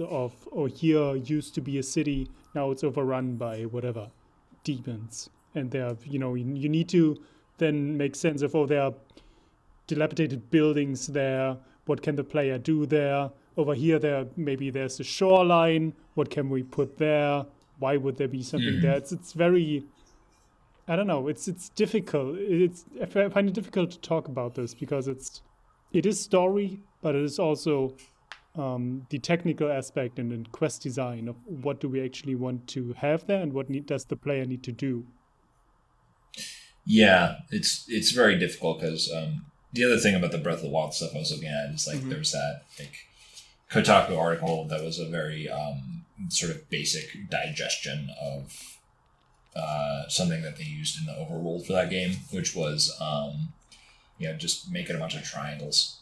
Basically, just like you have a mountain in the distance, it's vaguely triangular, you have a point that your eye is drawn to at the top, and there are ways of, you can either have the player who wants to like climb the mountain and hit it directly, or the one who wants to sort of walk around it. But basically what that is getting at more is like straight paths between major points of interest are fucking boring. So you just have to add in all of this other stuff in order to actually create interest. So like either walking around the mountain or walking over the mountain, or forcing the player, like when you try to get to the Zora village for the first time, I think like you have to go up through this gorge that this like river is running through. I remember that's where you meet Prince Sidon, and you have to like do a little thing with him, and you have to go through this trail and fight enemies. Yeah, you're right. He's at the base of that. Yeah, and it kind of guides you to Zora Fountain itself. Yeah. But that's the interesting part, right? Is Breath of the Wild just points towards that giant elephant that you can see on the horizon in the distance, and then you need to find your way there. And then the closer you get, you start seeing more signs of the Zora culture, and you get hints, and you start to look for sort of the narrative trigger that leads you to start actually the quest to get to that dungeon. And that's how all of these dungeons work. I mean, there's 4 total, and you have the castle in the middle.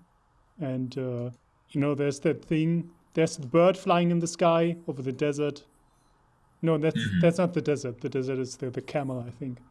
And then there's Yes. the lizard dungeon that just crawls around the highest mountain in the whole map. You can see that basically the moment you start the game, at least the mountain itself, and when you get a bit closer, also the dungeon itself. But yeah, of course, in between you need a lot of stuff that just distracts you, but not enough that you lose focus entirely. Yeah. This is why every now and again I get inspired to like make a game based in like Antarctica, and then I'm just like, oh, that would be boring as shit. That is actually immediately. That is one example I wanted to bring up when you talked about that game in the Swiss Alps, whatever it was called. I wanted to bring up another game called, I think, Kholat, Kholat. I want to say it's written. I think I've heard of this. That's also a horror game where you just walk around a snowy mountain. I haven't played it. I've watched some gameplay from it, and that has had that issue for me, that it's basically like Slender Man, where you just walk around this samey environment until you see some monster in the distance, and at some point it might get you, or some ghost or some shit. But it's just like, how entertaining can it be to walk around a snowy mountain with a couple trees for hours, with just nothing there, nothing to do except avoid the monster and maybe reach some point. Yeah. Oh yes, I think I watched like Markiplier play this for a little bit or something, and I got bored. Narrated by Sean Bean. No. So yeah, it's that's tough because that also kind of gets into sort of I think the Ubisoft style sort of open world, which for better or worse has been like the pioneering thing in AAA for the past 10 years. Yeah, they've kind of like established the template, and it's just been that for a while. Yeah, so it's interesting because it's like, what's it? We can talk about sort of like the even spacing of the density of like little quests or events to get into, or like every time you like walk around a hill and you go into a valley, you see like some fight going on because it's triggered to start about that time, and I don't know. We could also get into that, but like the thing that a lot of people have like started noticing is like you can sort of like rubber stamp these sorts of like quest types across a map in order to just fill in gaps and make sure that things are like interesting or that there's something there to do. But the structure of these little like quests tends to get repetitive. Yeah. Like it's funny because I have like a friend who's a bit more of a normie when it comes to video games. And he was like, oh man, wouldn't you say that these open world games are like the ultimate games? And I'm like, not really. And I think it's because my mind immediately goes to like, yeah, a lot of them to me kind of represent these games where you just have these menial tasks. It's just a series of fetch quests, go here, do that. Just like very uninteresting stuff where you just go do a thing to upgrade your character, and that's it. Yeah. It's gotten so bland over the years. Yeah, I'm trying to remember specific like side quests in Breath of the Wild. I can't, but I don't know. I remember them being a little more engaging. Well, many. I think what makes Breath of the Wild engaging is it feels like you're creating your own side quests. Like the game isn't telling you where to go. You are making your own decisions on where to go based on interesting locations. You're like, oh, look at that mountain. That mountain looks fucking cool. I want to go over there. And you just do it. That's your own side quest. You're writing your own story in a way. Mm-hmm. Compared to, oh, here's a notification. Oh, the game's telling me to go here, so I can help some guy with a thing that I don't care about. Yeah, that's fair. I think the I think it's a bit difficult because side quests that are more formalized are not. They're still opt-in content, you could say, but at least with Breath of the Wild, it feels like a little more opt-in, if you know what I'm saying. Sure. Where it's like, the thing about like a formalized side quest where it's like, okay, either you accept this or you don't, and then it's like, well, this is the rigid series of steps, and you have a little flexibility in terms of when you want to engage with it. Like you can leave it and come back later. Whereas these objectives that the player creates for themselves, I don't know, they basically only exist as long as the player is interested and has defined this as an objective for themselves. Right, right. So we've mostly talked about open world games right now. What maybe we could just at least list what other ways to design a world are there. I mean, I think of Metroidvanias. Yeah. I'm glad you brought that up because I forgot to mention it. I was going to bring up The Messenger, which is a game that I think has fantastic level design because each and every area that you go through really challenges the players based on their toolkit. But I think it has really weak world design because for most of the game, it feels like a pretty straightforward and linear Ninja Gaiden-esque homage. And then for like the last third of the game, it reveals that oh no, everything has actually been interconnected, and then it forces you to go back to old areas in order to find a MacGuffin. And it wasn't fun. I had to like give the game a break for like I think a full year or something because I didn't really enjoy going back to these levels to just get some like random trinkets. Yeah, and I think a part of it was that the game it seems so strongly focused on like providing fun and interesting challenges with its level design that when it then kind of like zoomed back and then showed that everything's interconnected, and now that you have like new abilities, you can go back to these old areas and get new stuff. It was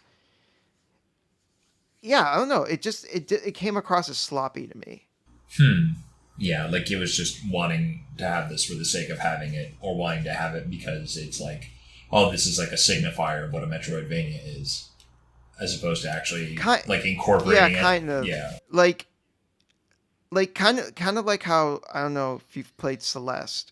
I have not. So like, well, yeah, Celeste is a really great platformer, but like it has very focused level design. So like you just go to the next screen, and every screen has like these great little challenges for you to overcome.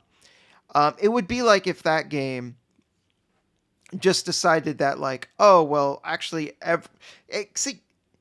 everything kind of is interconnected in a way, but like it doesn't force you to go back through areas. See, that's kind of how the Messenger works, where like it feels like it was going for one thing, only to retroactively like change it. And yeah, it's still a really good game. I think the Messenger is still worth playing. It's a lot of fun, but that last final stretch just not so good. And I think it just kind of came across to me that like it had one idea and then it changed it at the end. See, it's interesting. But like bringing up Celeste, right? Celeste, if you look at it technically, the world design would be a third method, which is just having a level select screen. And Celeste, it's the tapes. Last episode we talked about Mario 3D World, that you have the overworld where you just select between different levels. Yeah. The thing with Celeste though is I feel like all the levels are still like you could you could theoretically have every level seamlessly like connected to each other. Exactly, because you go up the mountain, and the mountain Yes. has different areas in itself. So there's some sort of, there's both a visual progression, because the different areas have their own puzzles, and these puzzles are of course color coded, and Yeah. Also interesting is that the last level, because you are reaching the tip, so that the mountain is at its smallest, I guess. In the last level, you start platforming at the outside of the mountain, so you feel Yes. that you're sort of reaching the end of it, and you're just waiting for the tip to appear. And then I think in the level that's below, where I stopped. I think That's actually where I stopped because it was getting really difficult. And I'm like, "Oh, I need yeah. Then of course there's levels where you utilize the clouds that are around the mountain. So, Yeah. So you could say that is the part of the mountain where it just reaches whatever the normal height of clouds is, or the altitude of clouds. Yeah, I think the last challenge that stumped me was like there's a bunch of spikes, and then there was like one of those moving platforms, and then there was a cloud, and I had to like get the block to move, then jump on the cloud, bounce off the cloud back onto the moving platform to get to the other side, and I just couldn't figure out the right timing. Mm. But yeah, like with Celeste, in one way it is like like you're saying, it's like a level select in the sense that, yeah, you do have like after you finish an area, you do have the option to go back and pick where you want to go. But when you brought up 3D World, 3D, like Super Mario 3D World, not counting Bowser's Fury, obviously, like those areas all feel like they're just they're just existing in some like game space. None of them feel like they're connected to each other, aside from the aesthetics, I suppose. But the only other like thing that's connecting them is, well, they're on this like little world map that you walk around, and then you just go to the next level. That they all feel like disconnected from each other otherwise. Yeah, because there's also no sensible progression in 3D World. Like all the worlds that you visit, in the terms of difficulty of the overall game design, they're interchangeable. The ice level could be the penultimate level, or it could be the second one, whatever. The desert level could be anywhere in between. Celeste, it makes a bit more sense. I mean, I will at least say with 3D World, like, obviously the earlier levels are much easier than like the later levels. Yeah, but so there is visually there's you a don't progression. get that. No, you're right. Visually, it's the same, but like there is a progression in like a scale up of difficulty. Yeah, exactly. But like, yeah. But the world design doesn't reflect that. The level design does, but it's not. It's not like you're getting closer to whatever Bowser, so you see more destroyed areas or something like that. Well, the that thematics would make sense in a world building. Yeah, the thematics. I mean, depending on the game and how much emphasis you put on what aspects of level design. Like, that can be like a very important part of a level designer's job, making sure that things sort of flow between each other seamlessly, or that it feels like there's some sort of emotional or logical progression between these things, and not just necessarily like the sort of rational level design approach of like, well, the numbers on this are slightly higher, so it means it's at a difficulty of 40 out of 100 instead of a 30, which the last level was, or whatever. No, I hear you. Yeah, that also kind of makes me think of like sort of the Banjo-Kazooie or ukulele approach of having the hub world, but the hub world isn't just like some transitional space. It actually has like little obstacles of its own. Yeah. I'm glad you brought up Banjo. I think Banjo has really good both world and level design. Like each area, like when you look at like Jolly Roger Bay and then compare it to like Spiral Mountain or whatever, like they're disconnected but at the same time, like they're still contextualized Yeah. well in the game, so it all still feels seamless. Like I feel like if it wasn't for the loading screen, because it is an N64 game, but like if you didn't have the loading screen that would take you to the new area, you could conceivably have all those areas just like existing, and it would. I think it could still work had the technology been there at the time. Hmm.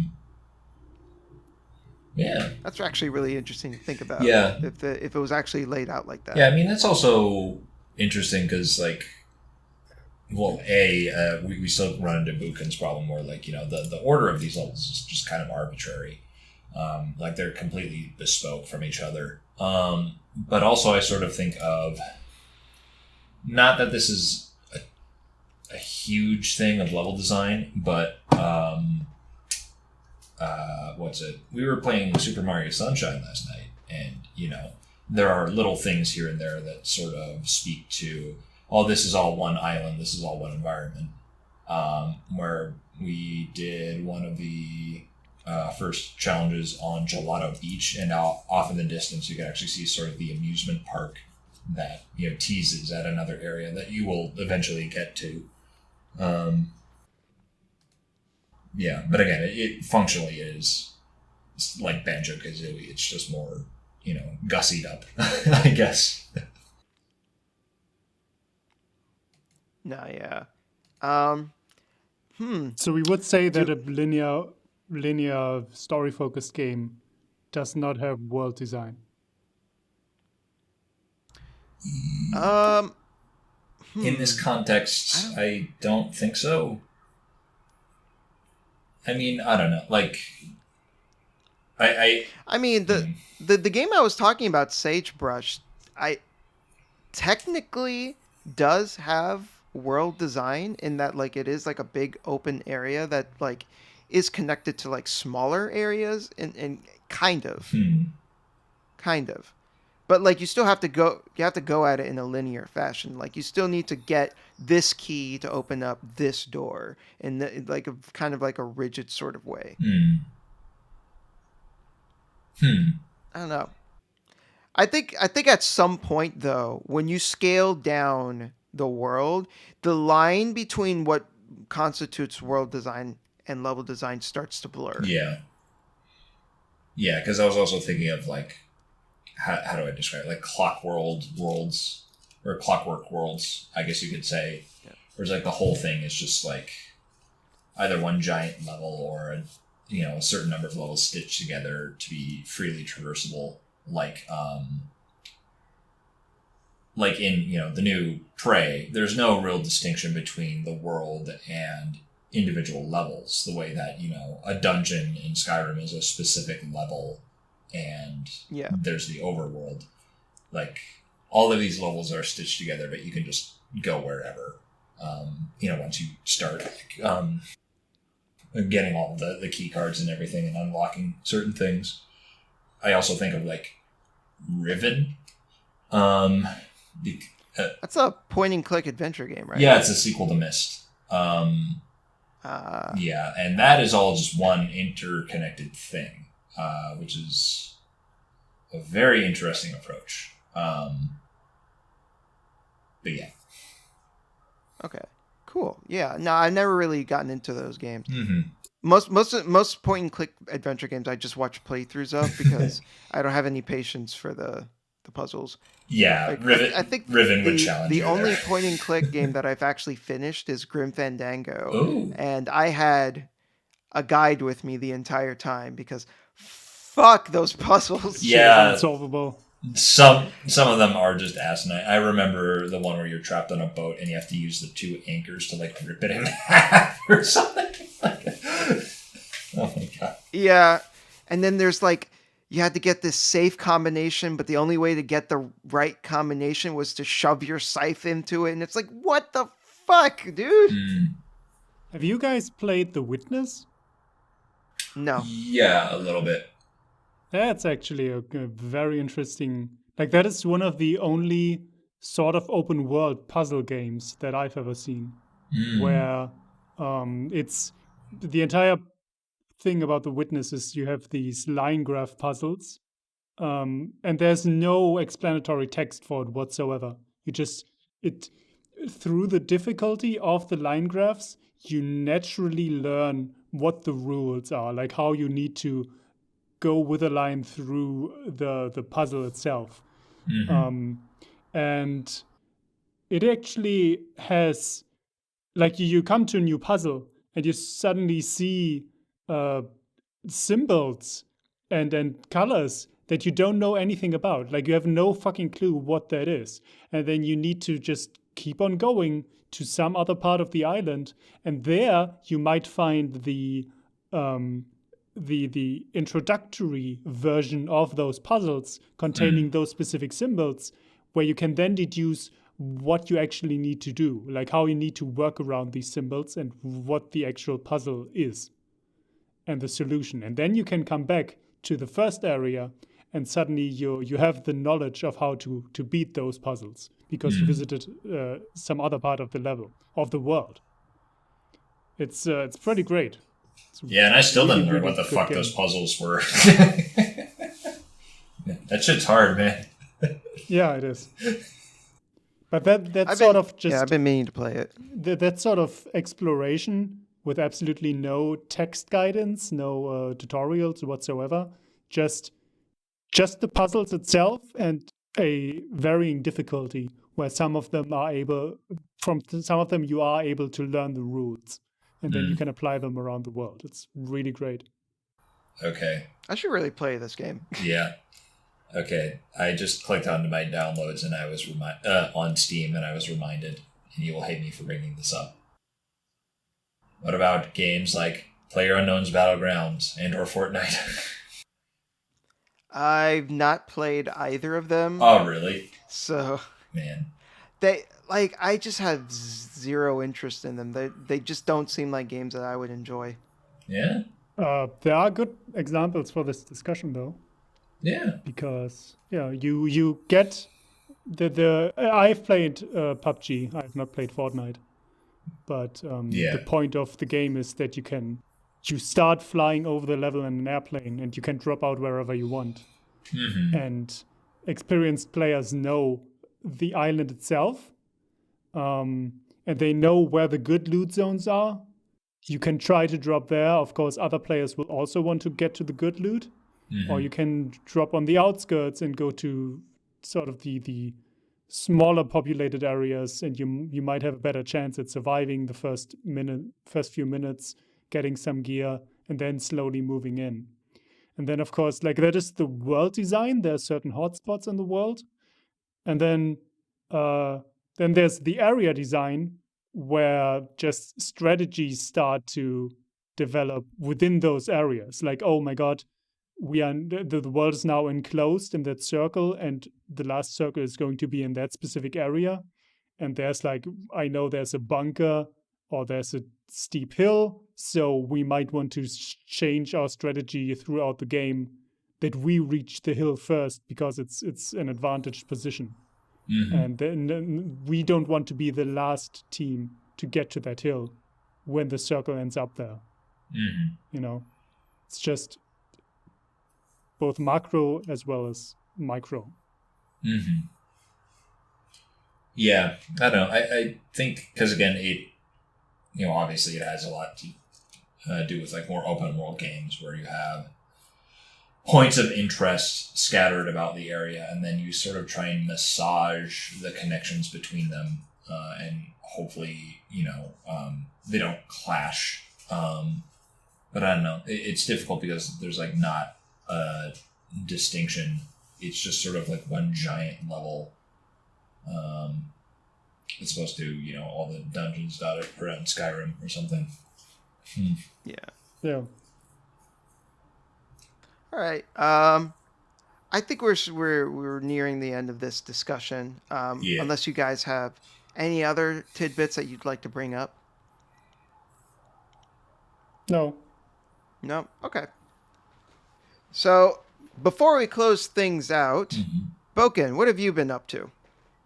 What do you have planned for the future?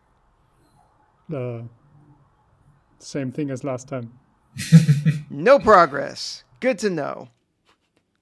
I on the did other make some hand- progress, but Oh, have you? I can't really talk about it because I did some research and I can't say what that research is about because then I spoil the topic of my video. Ooh, spoilers. All right. Okay. Fair enough. Then. I, on the other hand, have been editing the audio for my Silent Hill 4 video, and it's gonna be a doozy. It's currently the audio is sitting at like 36 minutes. I feel like by the end of the editing, it's gonna be somewhere around like 30. So it's gonna be a nice chonker of a video. Nice. And Jared, what do you got going on? You got any new videos in the pipeline? What's going on? Oh God, it's been forever since I've made a video. Christ. Yeah, I've had ideas here and there. I mean, I mentioned a couple of years ago, I was like in the midst of my game engine explainer when I got laid off from my last job, and then I was just like, I don't feel like anything. I keep having this idea Fair enough. come back, which is kind of like a different format of like, people claim to hate Spec Ops: The Line, but they keep fucking bringing it up as an example of something. Like, people were comparing it to The Last of Us 2, I think last year, wasn't it? And now Spec Ops: The Line has gotten this repopularizing in the discourse. Like resurgence, revaluation. I wouldn't even say reevaluation, because people were, comparing it to, like 6 Days in Fallujah got reannounced and all that. And we could also talk about some of the stuff that the Call of Duty games make you do that are, war crimes, and they are very uncritical of it. But we have actually talked about this in an episode. Oh, really? Yeah, we did an episode on Spec Ops: The Line specifically. Oh, right. We did also bring up some Call of Duty missions. Oh, right, yeah. So, yeah, I don't know. I think it's very interesting because I think, people are mad at, like, the ways it kind of quote-unquote tricks you into doing stuff. And maybe you could have that argument as a player, but I think more as someone in the industry, it is very perturbing to look at that game and be like, they were kind of trying to talk to us. Like, why the fuck are you making games out of war crimes? And I think wanting to look at the game from that perspective, and the perspective of like, how does like imperialism get into popular culture and specifically the games industry, would be a very interesting thing to do. I know there's like 4 or 5 books that I know would be relevant to the topic, but I'm just like, I don't have the energy to get to those yet. Because also, our boy, Dennis, who runs the channel Lamb Hoot, he just put up a video on like training and VR and the applications thereof. And that was part 1. But he has alluded that part 2 is going to start talking about like specifically applications of like police training in VR. And so a big part of me is sort of, especially with the protests over the last year, thought about like, how do we, if we like glorify, the military, or we glorify the police in our games, like how much are we contributing to this? So yeah. It would be a very heavy video if I ever pursued it. It's funny because like, you bring it back to Spec Ops real quick. Yeah. Like, yeah, you're right. A lot of people thought that Spec Ops: The Line, the whole point of it was to guilt trip you into doing something that the game is telling you to do. And I think that, when I first played the game, I think I fell into that trap as well, thinking that's what the game was about. Until I realized when I replayed it for the podcast, I was like, no, that's not what the game is about. The game isn't about making you feel guilty. It's about getting the player to ask the question, like, wait a minute, why is it that I feel bad when I do certain things as opposed to others in the game? Like, what's the difference? And it's that difference that makes the game interesting. It's The fact that it wants you to question yourself. It's not a matter of like, oh, I feel so bad. You're a bad person for playing this game. It's not. It's not what it's about at all. It's just making you question like the nature of how the game it makes you feel, and making you realize something about yourself, and wondering like why you felt the way you did. Yeah. So that's a great theoretical video. Cool beans. Yeah. Looking forward to it. Yeah, I don't know. I've been tinkering around as well with a actual like game on the side, and maybe that'll see the light of day. Yeah. Speaking of like PS1 throwbacks, and I it's interesting you mentioned Silent Hill 4 because I realized like some of the stuff I was doing there was like, oh, this is exactly what The Room did. So. Oh, I thought you only played 2. Have you played The Room? No, but I have. I've watched a couple of Let's Plays of it, and I know kind of the gist of you keep going back to your apartment. Yeah. So I was gonna say, I would either to anyone interested in Silent Hill 4, I would recommend to either watch a Let's Play or to play the first half of the game, and then go back to a Let's Play. Because that second half of the game is, it's rough. Oh, really? Well, yeah, because you have to return to all of the same levels again, but now you have to take care of Eileen in an escort mission. So it's just not fun. Because if you let her get damaged too much, then at the end of the game, it forces you into a bad ending. So if you want the good ending, you have to take care of her the entire time. I see. So I mean, on one hand, you can then just go like, well, I'll just play it shitty and then see the good endings online. I guess like you could do that, but I would argue, well, maybe not play the second half of the game that sucks. Period. Fair enough. So yeah. Anyways, is that everything, dude? And finishing up this game at work, getting this thing out the door. Cool beans. All right. Right before we leave, just want to let everyone know, Jared here is great. His videos are great. Make sure to bother him so that he makes more. Go subscribe to his channel, The Playing Field. His videos on Thief and System Shock are awesome. Be sure to check them out. And with that, this has been another episode of the Essays and Espresso podcast. Take care, everyone. See you. Bye.